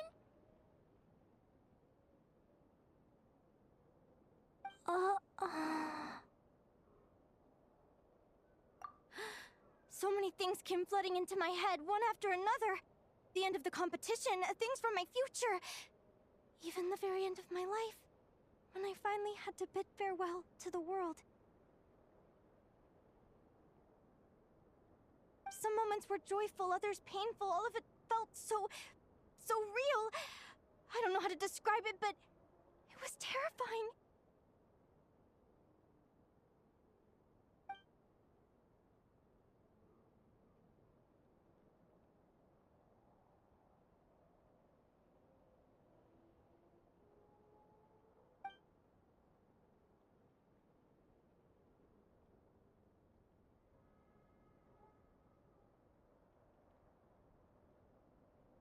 Good point. You passed out right after grabbing her. Plus, She said a lot of cryptic-sounding stuff. She has to know something about what's going on.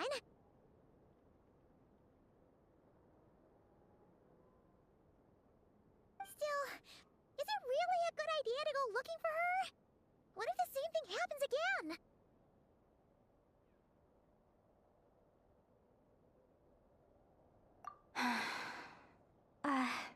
Do you remember when we were at Speranza and I told you guys about my childhood? Well, there were a few details I left out. I wasn't a very cheerful kid, nor was I all that brave. Before I told my human parents about being a fae, I spent so many sleepless nights tossing and turning. I knew what might happen once I told them. I desperately hoped they'd say, Linnea, even if you aren't our child, we still love you.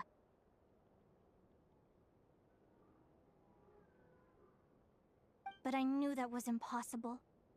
Their own human child was out there somewhere, as were my fae parents. Our family was a lie. And all lies unravel with time. So, even though I was terrified, and even though I knew I might end up an unwanted child, I eventually mustered the courage to tell them. I did what I thought was right. I knew things might not turn out how I hoped, but I wasn't going back on my decision. The same applies this time. I have to see Celino.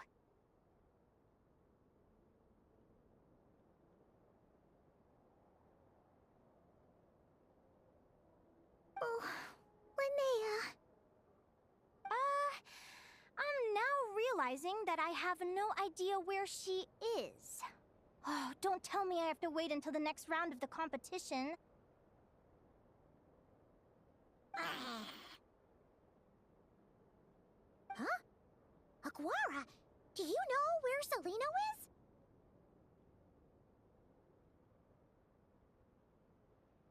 Do you remember Celino's scent?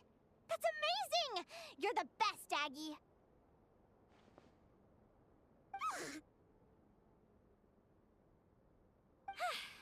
All right! I think I'm about ready to do this. No use delaying it any longer. Let's go!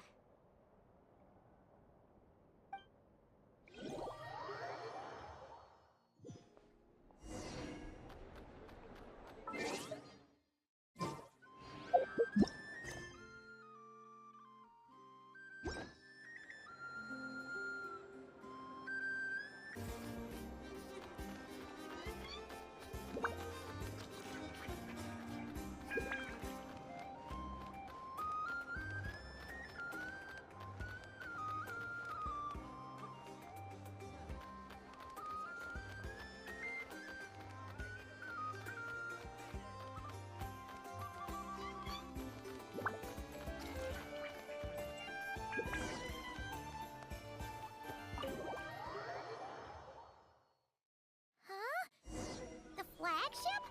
What are we doing here?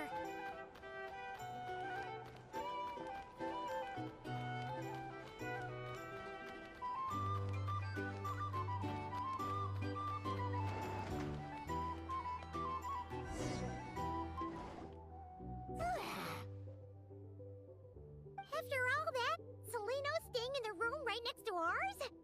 No wonder Aguara could pick up her scent.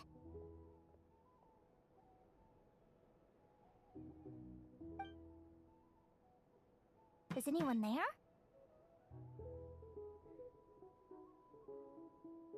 You're sure this is the right room?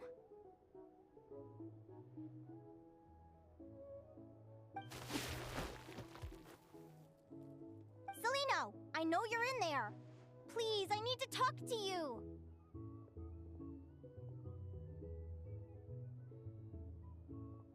Celino! I'm not here. R2? Am not. Quit bothering me. Not a chance! If you don't open the door, I'll be waiting right here outside until you change your mind.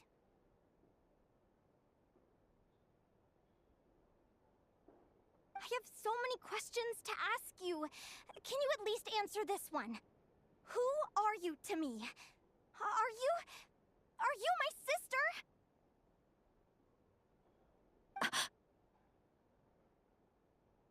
Open the door!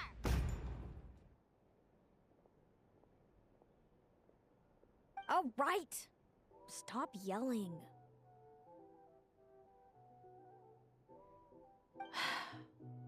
Come in. That wasn't so hard now, was it? Take a seat. Just to be clear, I wasn't expecting visitors, so I can't offer you much in the way of comfort. Curiosity is a dangerous trait, Linnea. You're gonna regret coming here. Don't say I didn't warn you.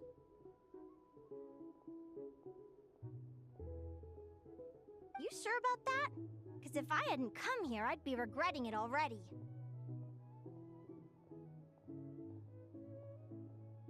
Will you please answer me now? Why do we have the same wings on our heads? Why did I pass out when I touched you? And why did I see all those... Visions of your future?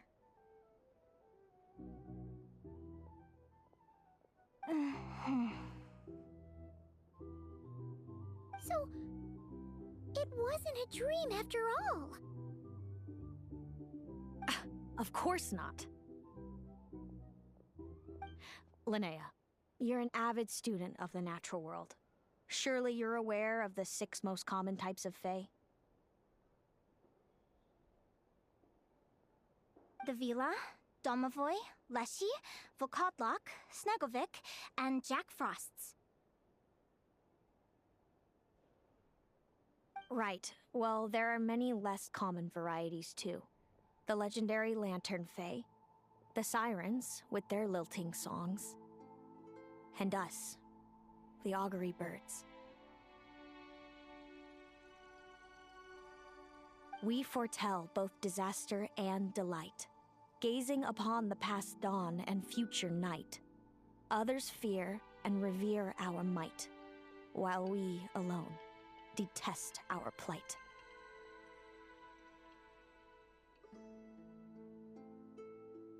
I've never heard of an augury bird before, or the poem you just recited.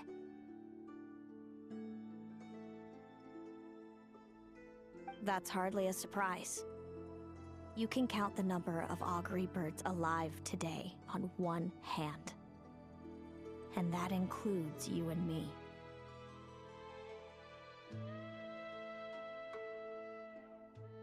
So it's true then.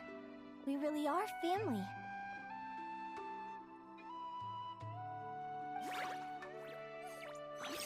Family.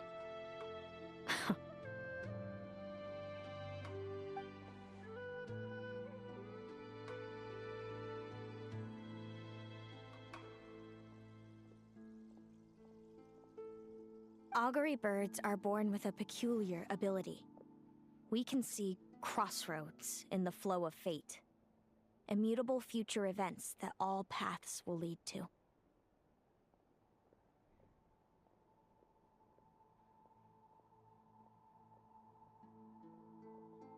Are you talking about prophecies?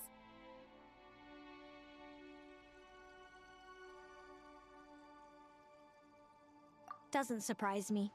Humanity has many ways of observing fate. The stars, the ley lines. Our abilities are feeble in comparison.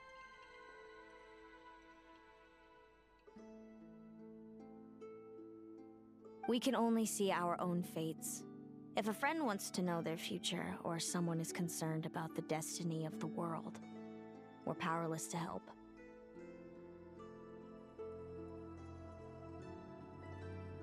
But the way it feels to witness your own fate, I trust you understand by now, Linnea. certainly wasn't fun. Those prophecies brought a flood of emotions with them, from excitement to frustration to bitterness. By the end, all I was left with was a kind of numb emptiness.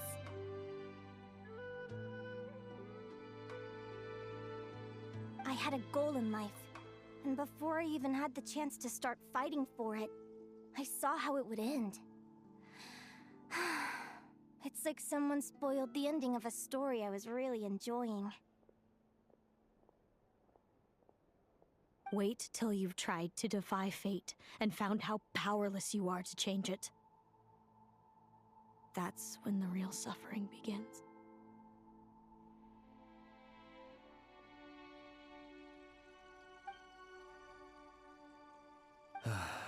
Everything is transpiring as I foresaw, yet I am powerless to change it. Fate is an immutable force. I can but lament as the inevitable unfolds.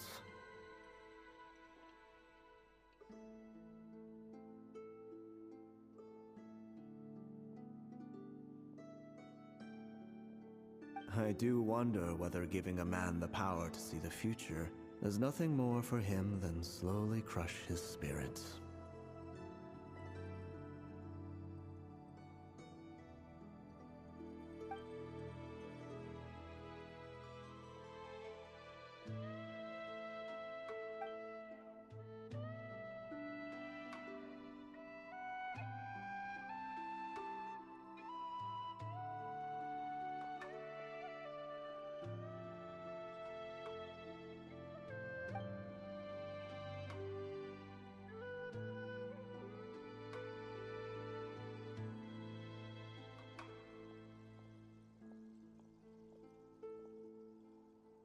When you know every joy and every sorrow you'll ever experience, and there's nothing you can do to change it.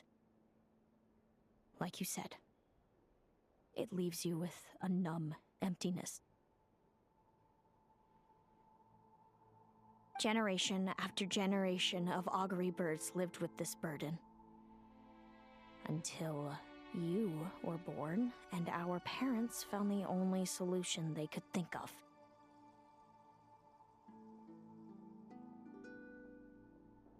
If an augury bird is set far from the Fae to grow up among humans, the awakening of their prophetic abilities could be delayed.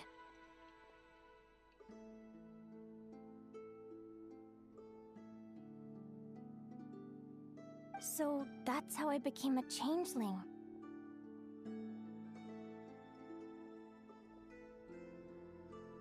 What about the child I was switched with? What happened to her? Don't worry, she had the opposite problem to you. She needed to live among the Fae. She was born with a strange, rare disease that humans cannot cure. If she hadn't been switched, she would have died a long time ago.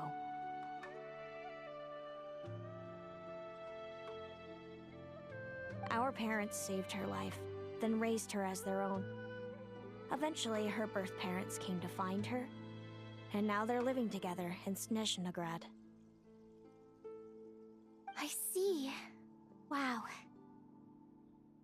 It all makes sense now. But there's still one thing you haven't explained. Those things you said before I fainted. What did you mean by all that? I meant exactly what I said. I don't like you.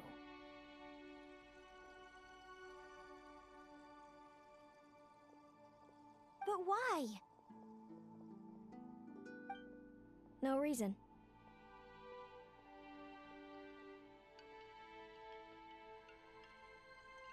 So we're back to this? If you won't tell me, I'll have to guess myself.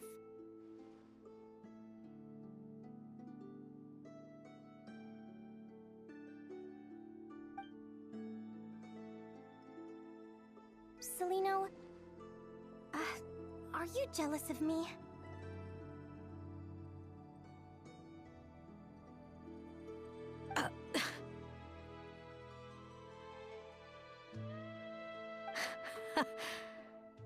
Good guess, but I wouldn't call it jealousy.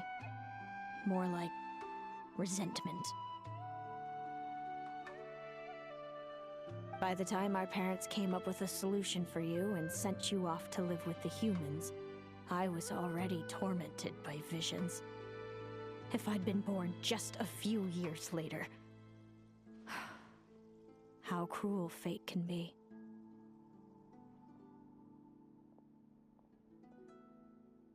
Mom and Dad would sneak over to Not Cry to see you sometimes.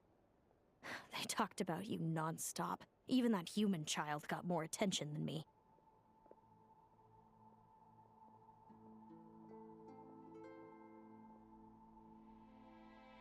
I came with them once, to Not Cry. When I saw you there in the distance, living your carefree life, I was torn apart by jealousy. But I had to pretend that nothing was wrong. Even that I wished you well. Did no one ever consider how I felt? What was I to them? A reject? A failure? A pitiful wretch abandoned by fate?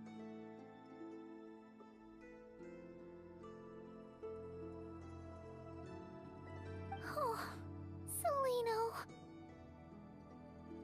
All of this led to me deciding, a long time ago, that when you were old enough, I'd come pay you a visit. My plan was to tell you the truth about everything. And then, you would share in my suffering. I know. What kind of horrible person would want to do that to someone? Someone like me, apparently. Then, why did you hide from me?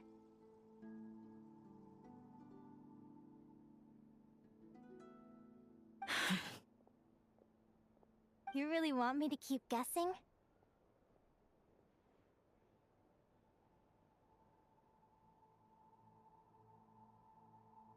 It was because I found out the image of you I'd built up in my head. Of happy-go-lucky Linnea, spoiled by her parents and coddled by fate.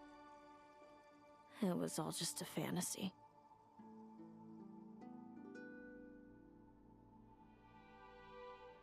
I overheard you and Speranza talking about your past. Desperately trying to hide the truth about who you were. Somehow getting by with a ragtag bunch of kids in the conch gang.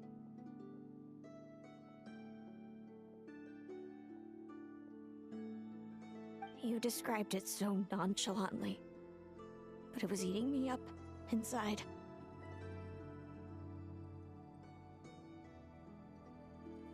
In that moment, I didn't want to see you suffer, and I couldn't go on resenting you any longer. I just wanted to hold you tight and tell you everything will be fine, that you still have a family.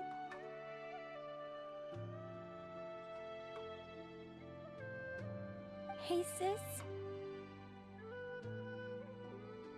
You're really not cut out to be a villain.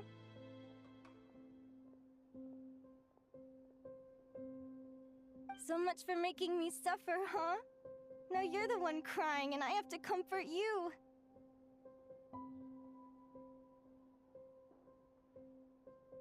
But I understand now. That feeling you had, it wasn't resentment. You were just lonely.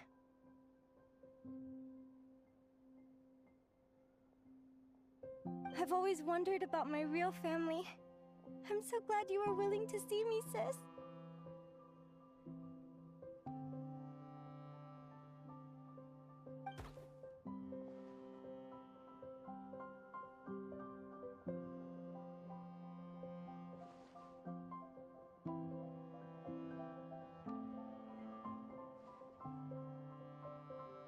Thank you. All of you. This is not how I expected this to go.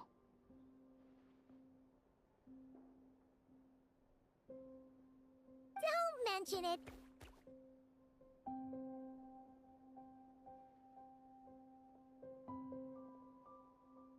Paimon thinks it's always best to get everything off your chest. That way, everyone can go back to being happy. You're right, Paimon. I haven't been this happy in a long time.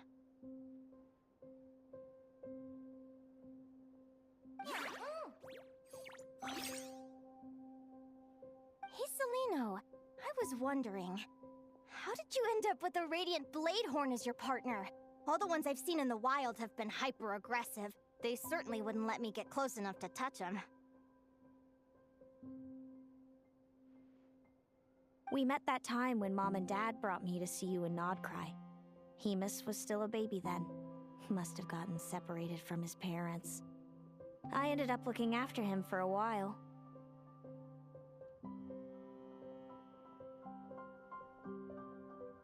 I suppose our friendship was preordained. Just like my upcoming victory in this competition. An immutable crossroads in the flow of fate. Immutable? You're welcome to try to fight it, if you want. Prepare to experience just how cruel fate can be.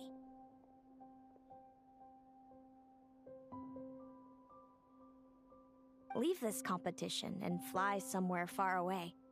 I promise you, something will happen to force you right back here. Or if you prefer, you could go all out and try to beat me. But I have both luck and superior strength on my side. It's a goal few will never overcome.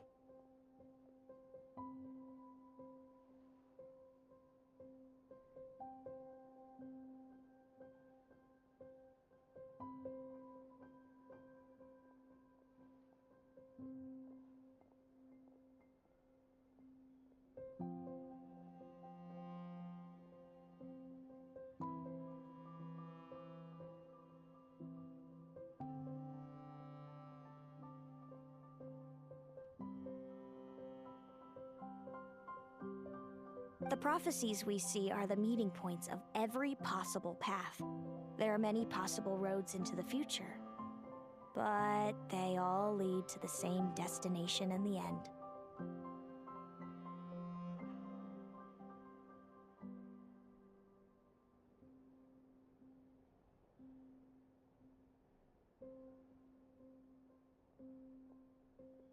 Now that I know the pain of seeing my own fate for myself, I have to ask, how have you kept it going all these years?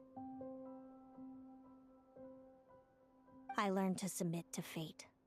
I just have to accept what will happen. There's no other choice.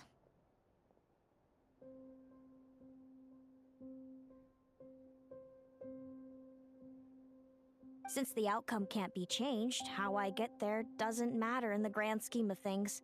Every crossroad I've foreseen is a curse. So the best I can do is chase a little happiness in the unknowns between them.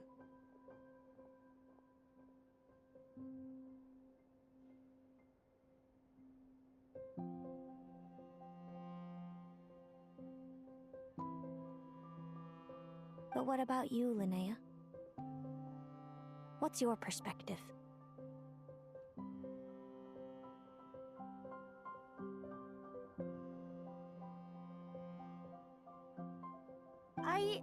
I think I see things differently.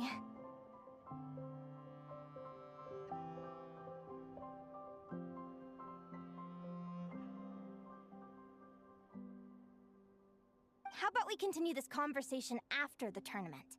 I'd rather give you my answer then. All right, just don't get your hopes up about the future. I don't want to see the disappointment tear you apart. I'll be fine, trust me. Anyway, we'll leave it there for today. See you in the arena!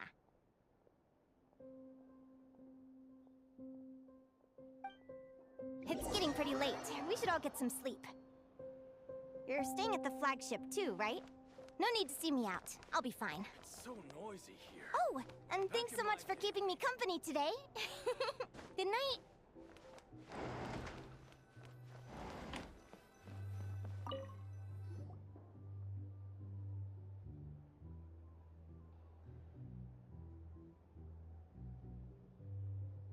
Traveler, are you awake?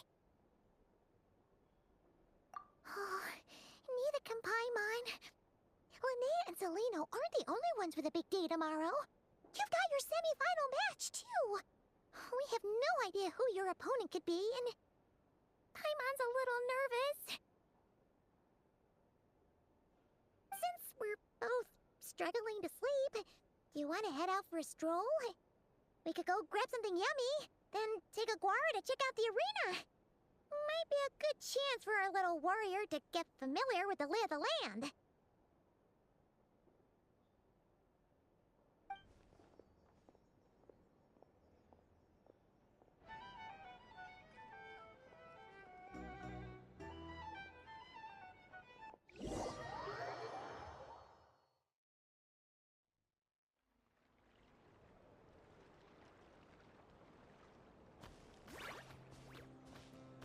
Listen up, Lumi. I've seen Celino's Radiant Blade Horn in action, and it isn't just strong, it's fast, too.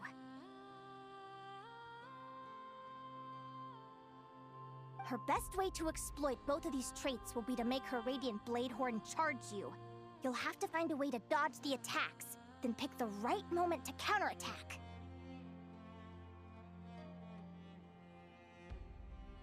Linnea! Sure am. What are you guys doing here?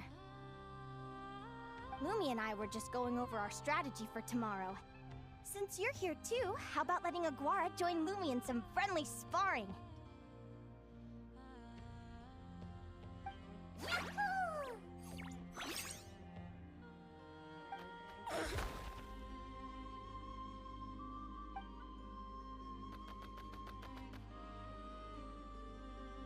Lure the enemy in and wait for an opening to strike.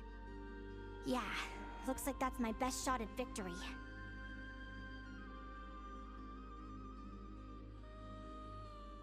But Amos is so powerful. Even if we do find an opening, I'm not sure Lumi's even strong enough to make it count. I need a better plan.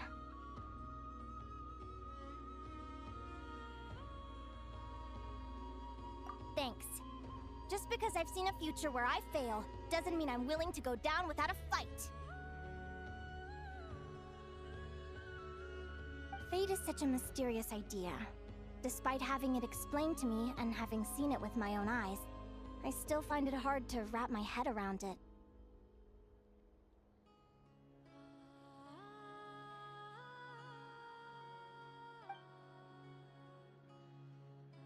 What does fate mean to you?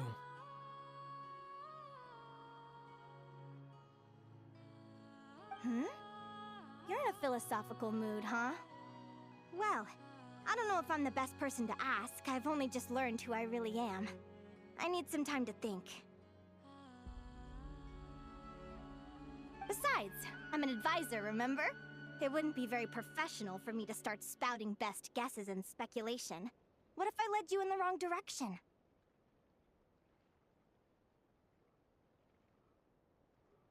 Relax. I'm just curious to hear your opinion.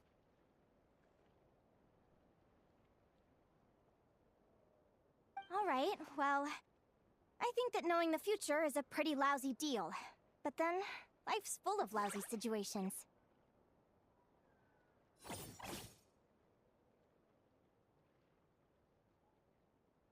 When I was a kid, my greatest suffering came from not knowing. I didn't know how my parents would react when I told them the truth. I didn't know where to go when they left.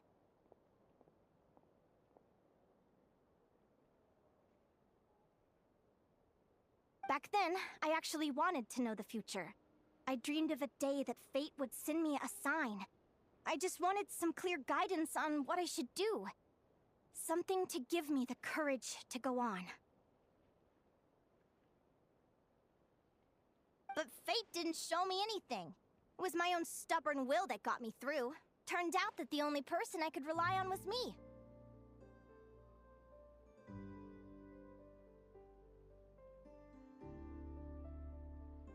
I've always known what it's like to be terrified of the unknown. And now I'm learning that knowing for sure isn't all it's cracked up to be either. What's the big deal? The world hasn't ended, and I haven't changed. What do I have to fear?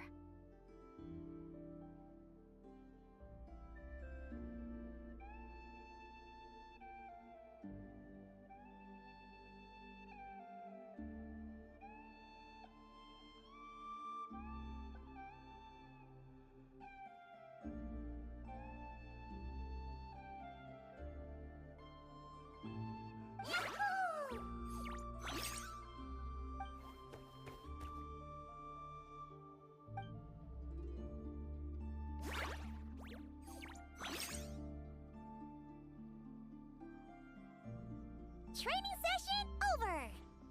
Feels like these two are really forming a close bond. All right, I think we're as prepared as we can be. Time to get some shut-eye.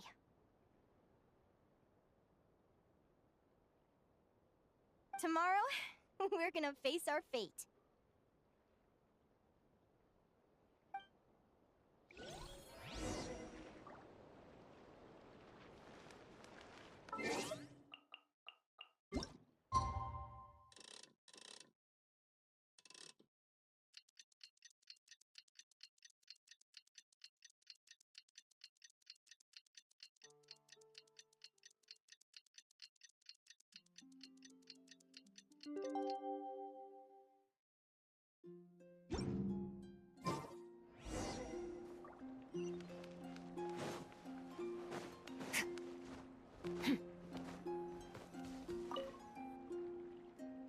Is everybody ready?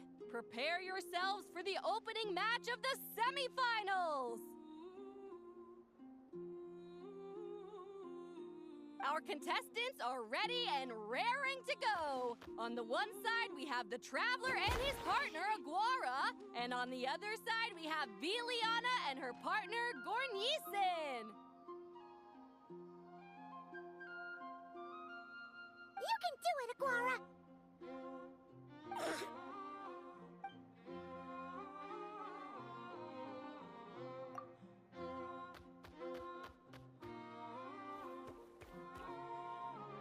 We have a winner! Everyone, please take a short break. The second semifinal will begin shortly.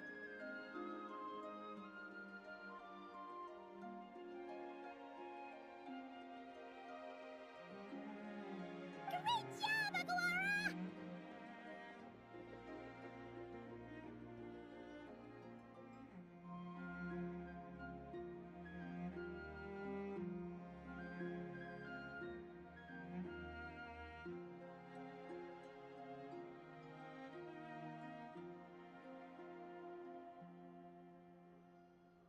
Hey, Traveler! Linnea and Selena were up next. Come on! Let's cheer them on!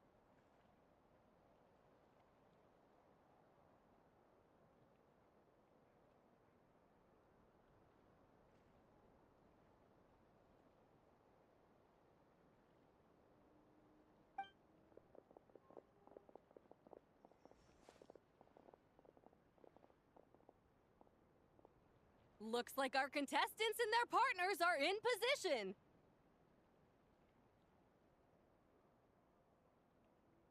On the one side, we have Linnea and her partner, Lumi. And on the other side, we have Celino and her partner, Hamus. Buckle up, folks. The semifinals are about to begin. Yahoo! You can do it, old boss! Go get him, Linnea!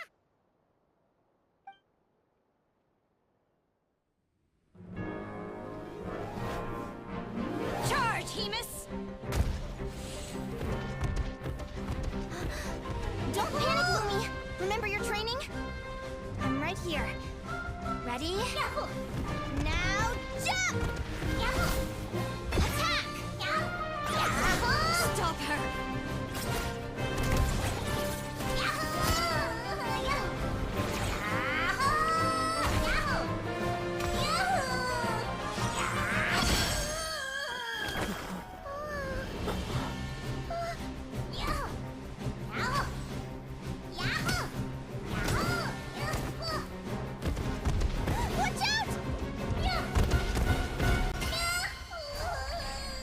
This is the will of fate. It was over before it began.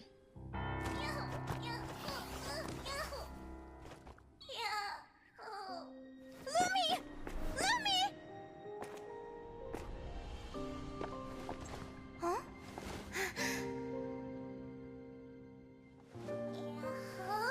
Oh? You wanna come with me? Let's go then. The wide world awaits.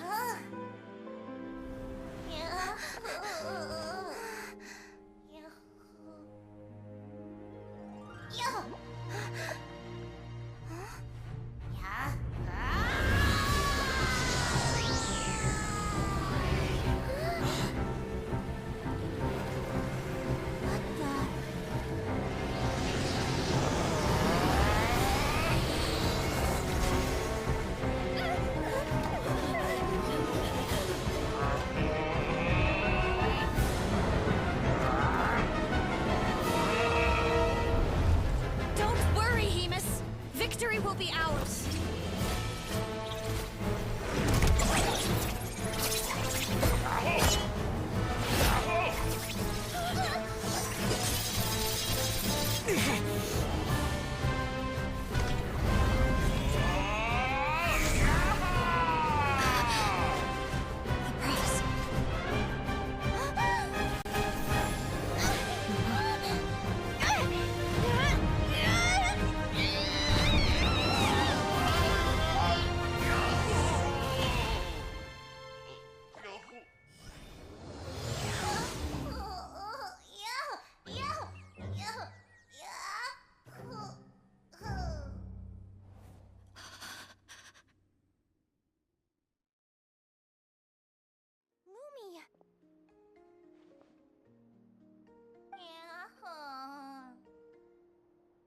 You were amazing! I didn't know you could grow that big!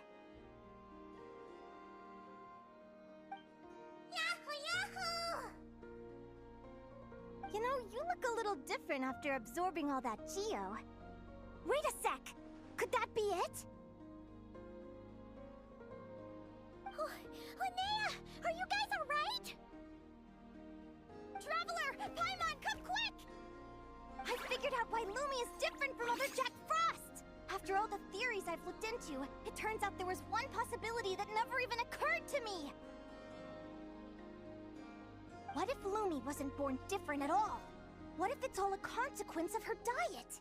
Surely ingesting large amounts of rare ore could explain the development of her geo-features.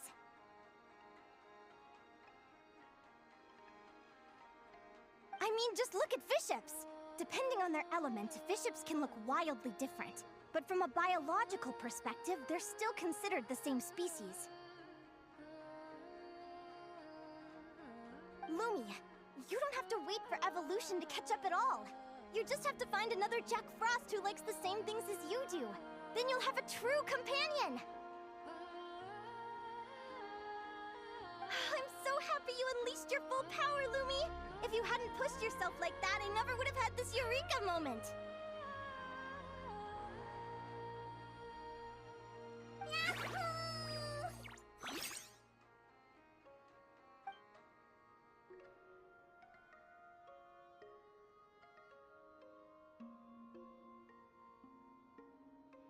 Linnea,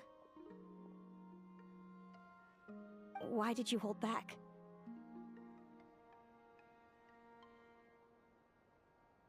What do you mean? If Lumi had landed that hit, you and Hemus would have been in serious danger. Even so. When that hammer started to fall, the future I once saw went blank before my eyes. Did fear cause me to see a false vision? Or did she truly cheat fate for a brief moment?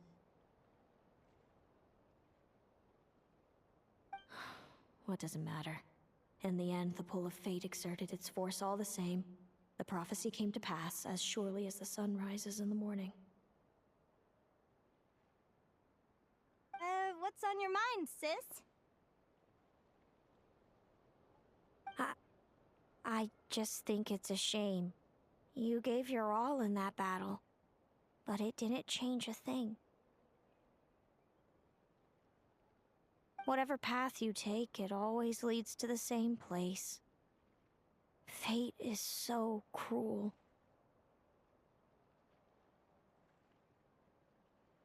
Celino, do you remember the question that you asked me? I told you I'd give you my answer after the tournament.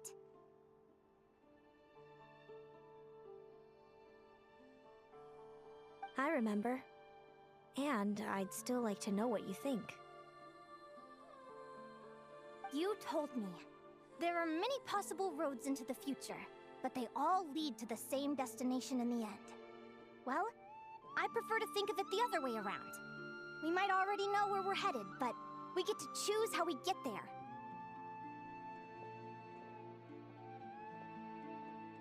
Maybe fate will always lead us toward the same destination, but I never cared much about the outcome.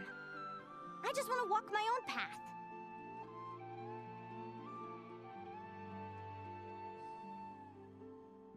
So, even if I was destined to lose to you, there was no way I wasn't gonna give it everything I had.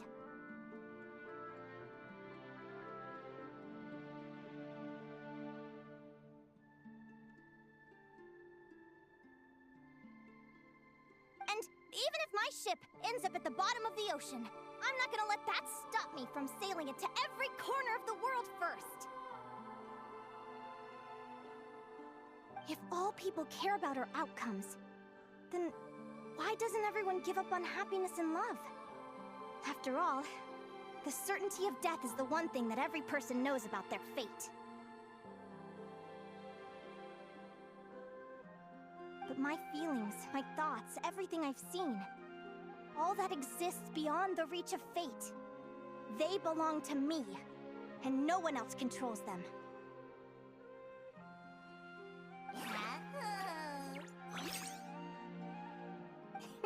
Lumi, sounds like you agree, right? Yahoo! Yahoo!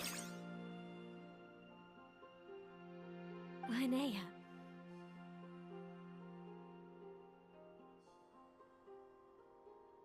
Ignorance really is bliss.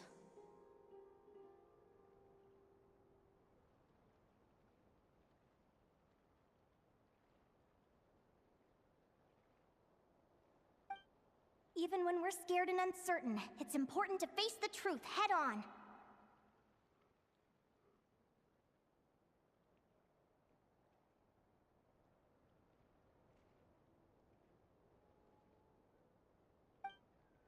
You sure about that? Because if I hadn't come here, I'd be regretting it already.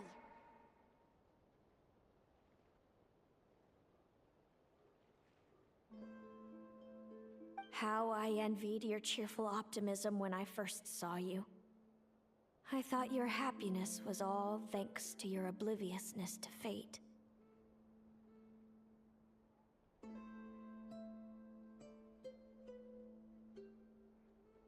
Yet now you've witnessed your fate and experienced failure, and still you haven't let it drag you down. Perhaps I was wrong from the start.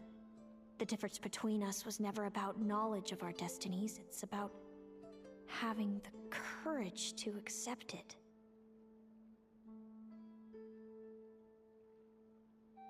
Celino, you okay? You're looking pretty zoned out.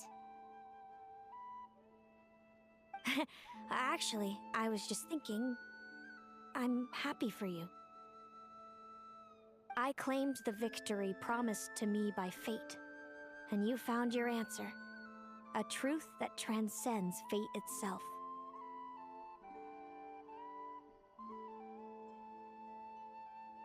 Sounds like I got the sweeter deal overall.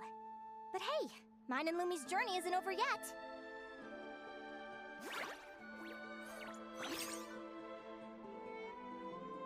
So enjoy your victory, Celino. But don't get complacent. Otherwise, my partner here might just take it back from you one day.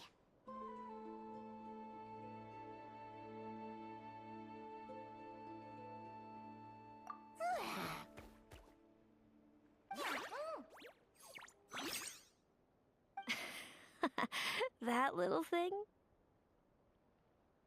That plus our special bond. Let's go, partner. This time it's my turn to help you train. So, Aguara comes from Natland, right? If we're gonna train hard...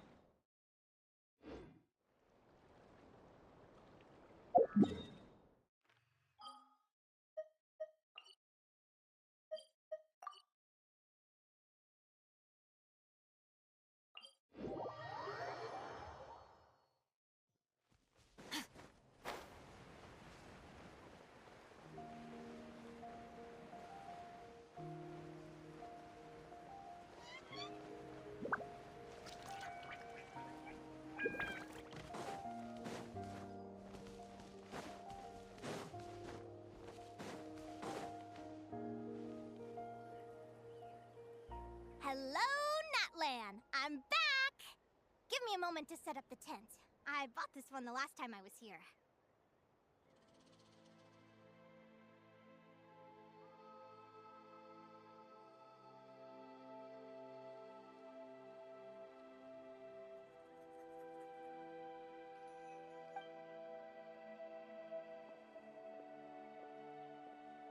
Oh, I'll lend you a hand!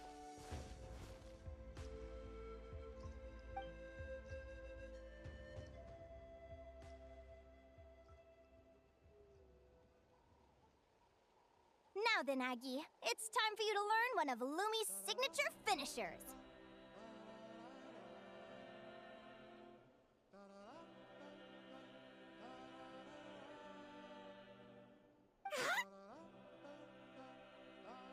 Watch closely.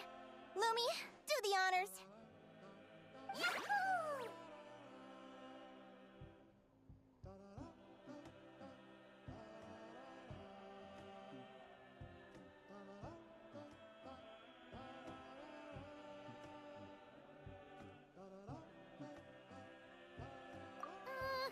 Linnea, you seriously think Aguara can use a giant geohammer?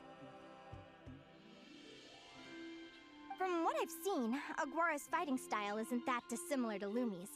They both use agility to set up their opponents while searching for opportunities to attack. But Aguara isn't strong enough to break through Hemus's defenses. He needs a weapon to level the playing field. Aguara will need to channel geo-essence from the ground and fashion it into a powerful rock hammer. Simple enough in principle, but it might take some time to master. Aguara, want to try it out?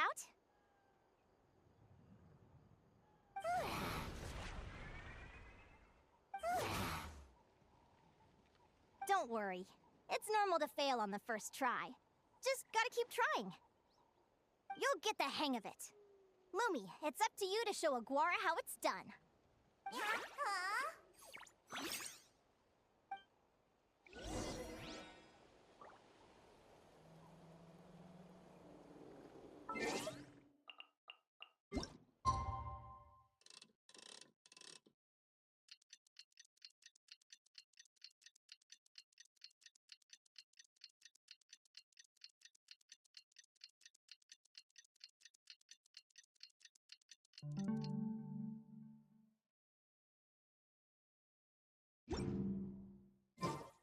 The abyss is like the world's shadow.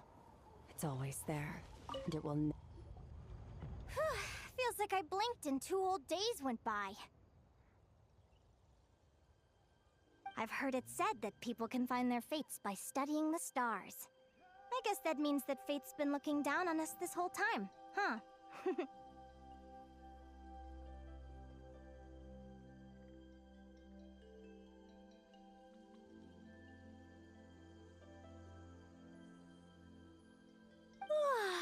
I could really do with some sleep. Good night, you guys.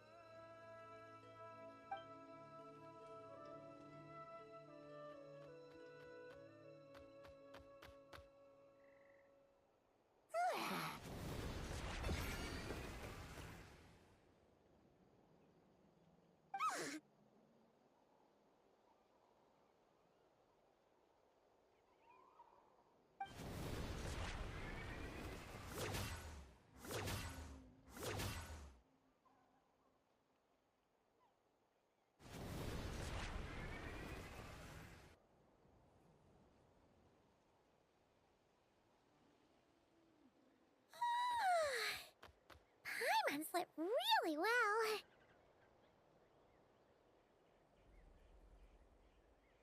Huh? Oh, look at all this grapefruit! Aguara, did you pick these for us?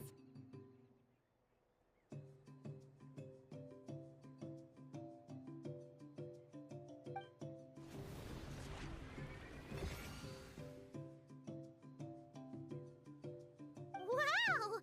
When did you learn to do that?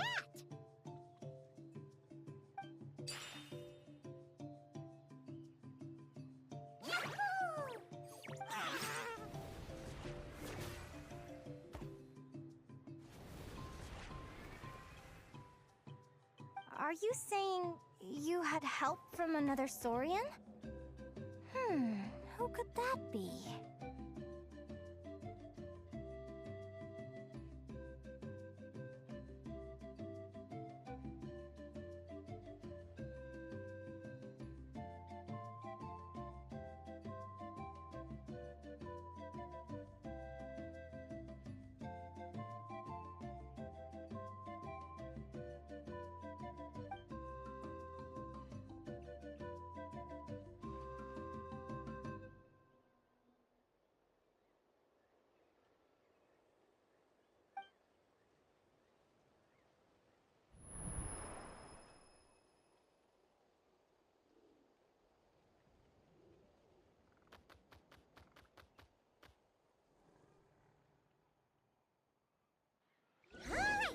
Now that Aguara's mastered Lumi's secret weapon, it's time to head back to Nightcry. Looks like we should get back just...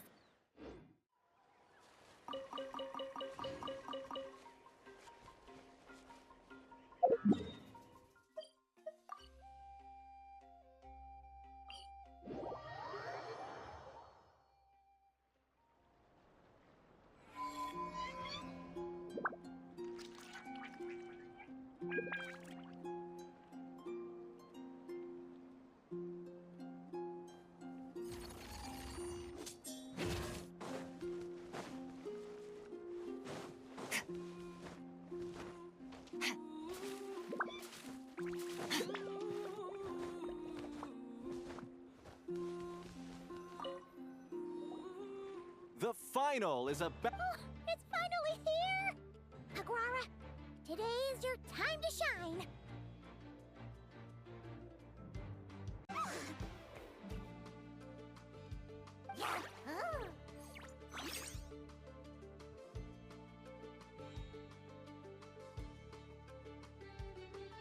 It's all up to you now, partner. You've done the hard yards in training. Now, go out there and believe in yourself! It's time to write your name in lights and show the world how hard we've worked! You've got this, Aguara! Yahoo! Yahoo!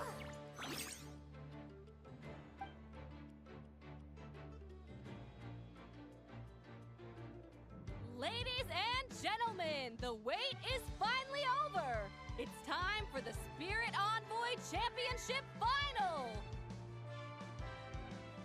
You'll be very familiar with our contestants by now.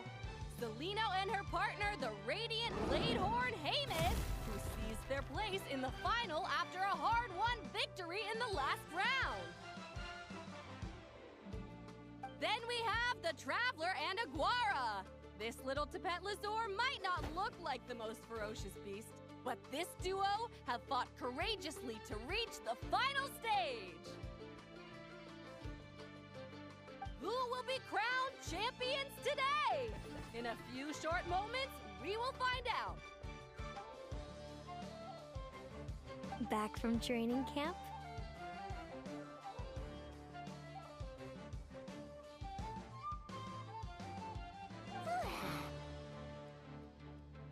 Then, let's do this. Show me what you've got. You've got this, Aguara. Don't be nervous.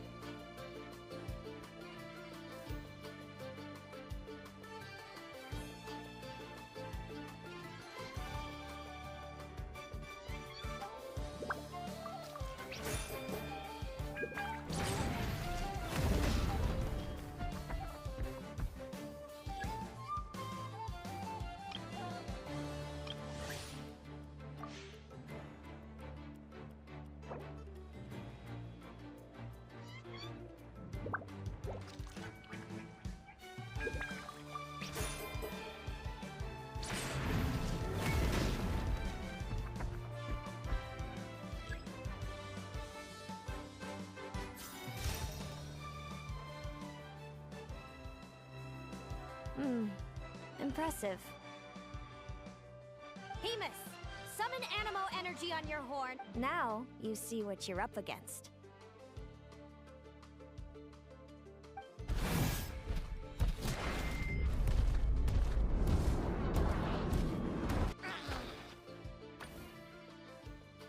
Hiding underground, are we? Keep charging, Hemus! Jolt him out of the hole!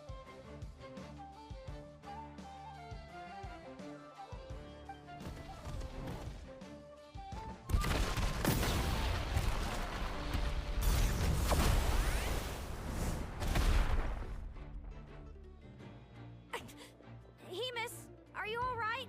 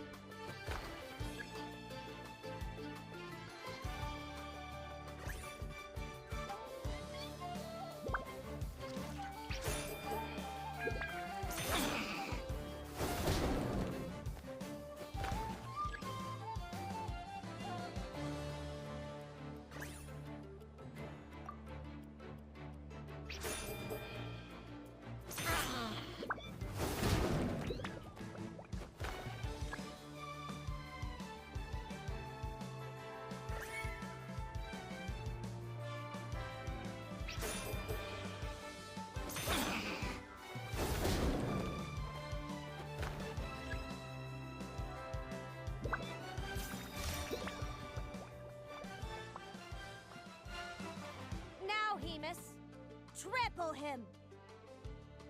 March to victory and leave nothing standing!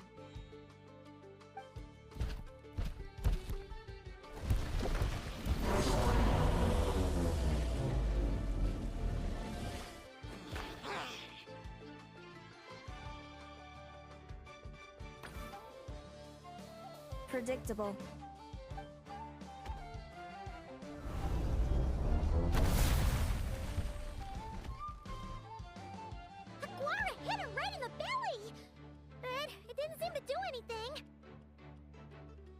It was the obvious move. Hemus was well prepared for an attack like that.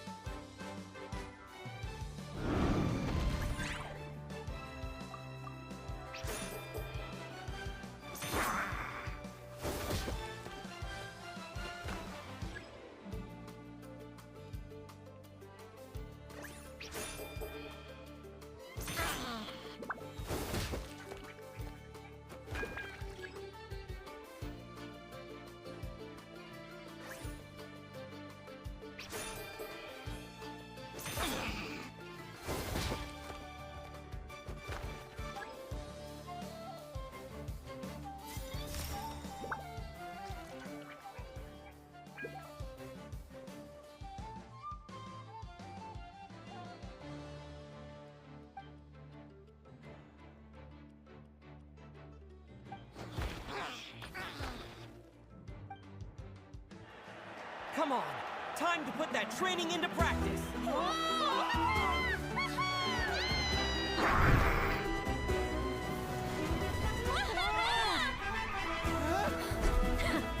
Interesting. Hemus! We showed them no mercy! Dude! That little munchkin's got some style! It's a trip to the hot springs if you win! Hemus, full tilt! Charge!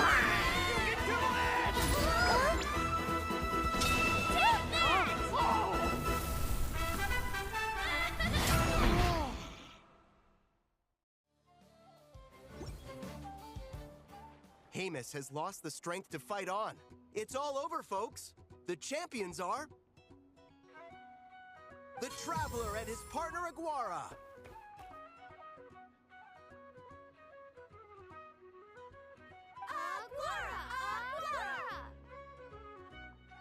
So, I lost.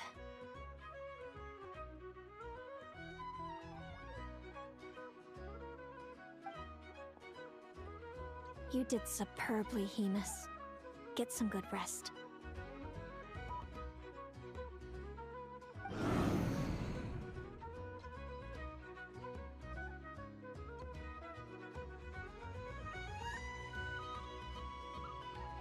Seems I underestimated your little partner. I'm impressed. What did I say? Told you my partner would help me settle the score.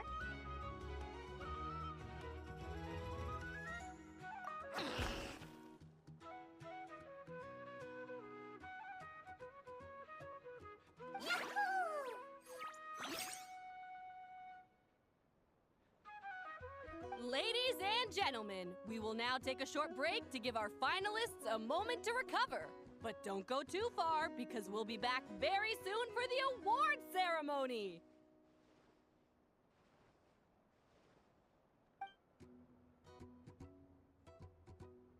Thank you to our contestants for your amazing performances! Now we'll be interviewing our 4 top finishers.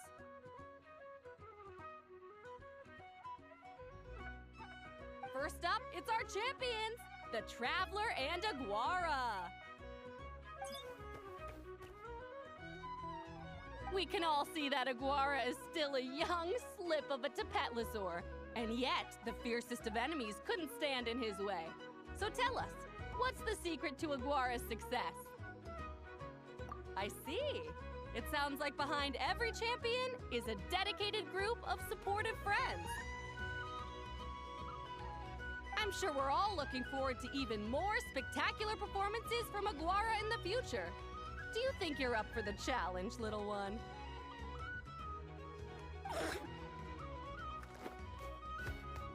Next, we have our runner-up, Celino. Let me start by asking, what's next for you and Hamus? Will the two of you keep adventuring together in the future?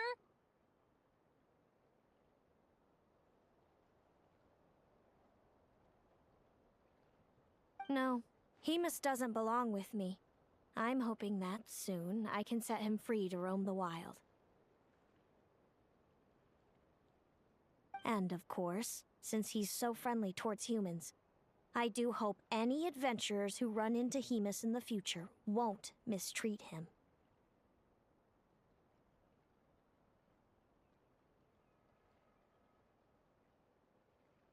Sounds like Hamus is a real freedom lover.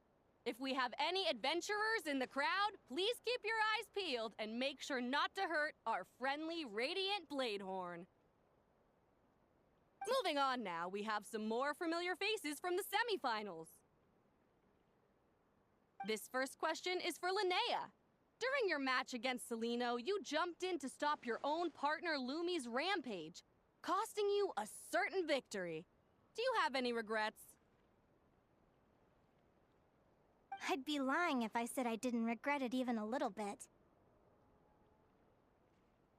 But who wouldn't?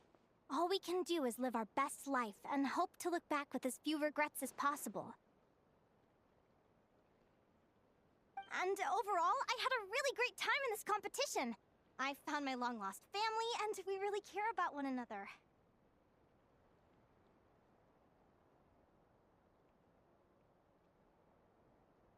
Inspiring words from Linnea. Now it's time for our final interviewee. Please welcome Viliana from Snezhnegrad. Anything you'd like to share with the crowd? Well, I've been really loving Not Cry.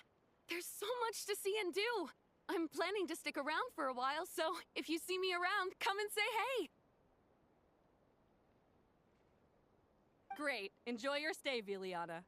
Well, folks, we've heard from all 4 of our semi-finalists. Now, to round things off, it's time for a group photo. Thank you to everyone who took part in the Spirit Envoy Championship. We hope to see you next time.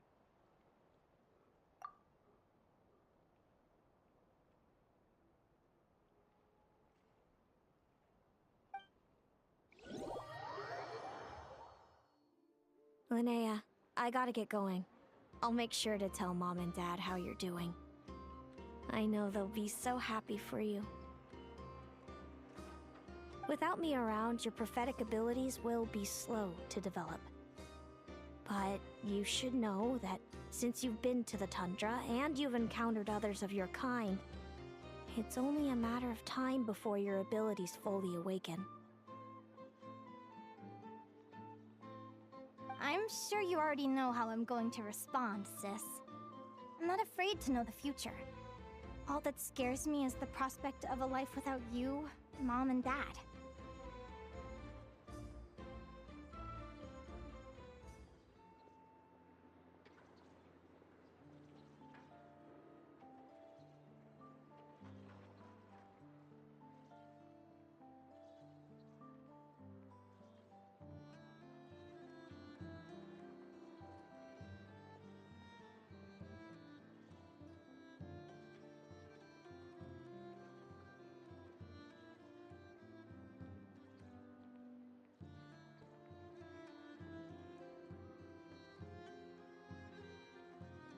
I know. Well, write me whenever you want to see me. I'll be there in a heartbeat. And when you're ready, come visit us in the tundra. I'll give you the address. Thanks, Celino. I can't wait to see you again. Yeah?